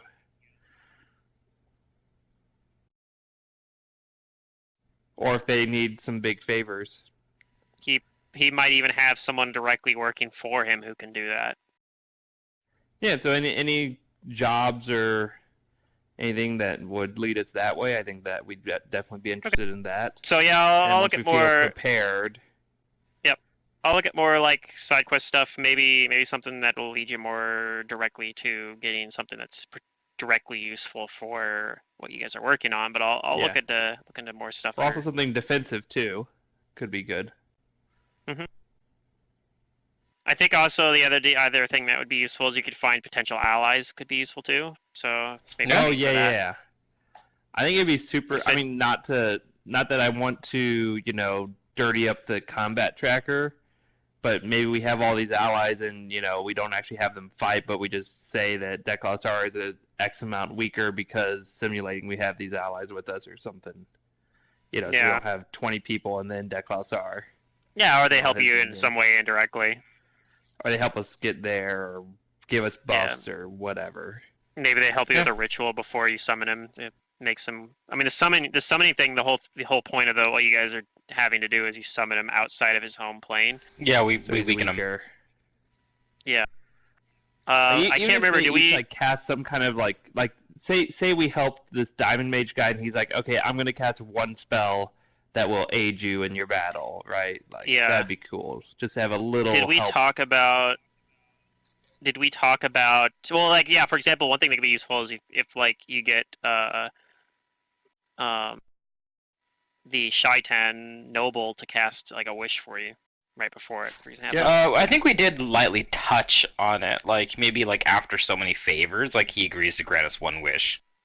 Yeah, he already did grant one for you guys, which was to bring back his own servant that you guys. Well, that's killed. because that was like a self-serving wish. But yeah, that one amused him, which is part of why he did it. Did we Yeah. talk about? Did you guys like figure out where you guys are doing, like where you're doing it, like kind Oh, of where you're we summoning want him to summon Deklassar? Yeah, I we don't think- know that. Okay, I think I know where like it should happen if everything goes. At least the way I envision it, you guys might have another idea that might be cooler. I don't know. We'll find out, I guess. So I think I might have been Underwater. touched on a little bit It might have been touched on a little bit, but that might be something you guys will have to like get more research on or get some more hints on or something like that potentially. Then We might need to go visit Philippe. maybe. We must do research. Ah, yeah. Uncle says Well, I mean, magic we could- must defeat magic. We could try and take Amber's like the tower like anywhere we want. So like like some kind of plane that's like opposed to Yeah, a we should probably demon just would bring him be here ideal. and have those order folks help us out. They'll be like, "Oh, crazy demon, we're order people. Let's fight him." That's true. They don't like demons. Maybe A we lot should of ask people that don't big like demons, strong guy to help us if we see him again, because he's a Inevitable? really strong guy. Yeah. We should see if he would be willing to help us in That exchange for storm us is helping back, him. by the way. Oh no! Storm sack. Lightning. So perhaps if we run into him again after finding the Emerald Mage, then perhaps we can convince him to help us in our mission. Yeah. All right. Well, He's someone I want on our that's- side. Dude, imagine his lightning fist going into Death Cloud. Sorry, like, boom. yeah, boom. won't do anything. What? Demons are insanely resistant to a lot of energy types, Decla- if not yeah, flat out immune. He's probably immune to lightning. I don't remember. I don't think I've actually made the stat block yet for him, which is something I need to do. But Which is probably good, honestly, because you want it to be based on like how strong we are at the time. right. Well, I mean, Probably. I need to make within it. I need reason. to make it soon. I need to make it soon, and then once, because you guys are getting to the point where you're going to be like closing in on that, and then once I do, that'll give me also idea of Idea of how what to to like equip give you us. to deal with it, basically, so that I have can make Yeah. informed decisions on like what to have your research uncover, for example, or like what to have NPCs tell you Yep. for that specifically. Because yeah, you guys are gonna start getting to the point where you're gonna want to like know more specifics. You have like some general stuff like we need a really powerful weapon because it's gonna be like a like you said, it probably has like DR epic. Okay. We need to have a are way we... to. But we're We're wrapping it up done. here though. All right. Cool. So next session will be on the 19th, 2 if that works weeks? for everybody. Yeah, that works. Yeah. I think so. I mean, no, it's a couple weeks out, so let me know if anything changes on that. Hopefully, it'll be here though. As long as 3 of you are here, I'll run the I session. mean, everything should be back to normal for now, right? Session-wise, like, I should be Yeah. around for Saturday, and Yeah, I think so. Yeah, we need to play Alright. some more fucking Mummies Math. I know. Yeah, Alrighty, I had well, fun last session though. Take care, everybody. That was Yeah, a that fun last session was night. fun. Even though there was like I'm no gonna smash combat, I some really stuff next enjoyed it. time.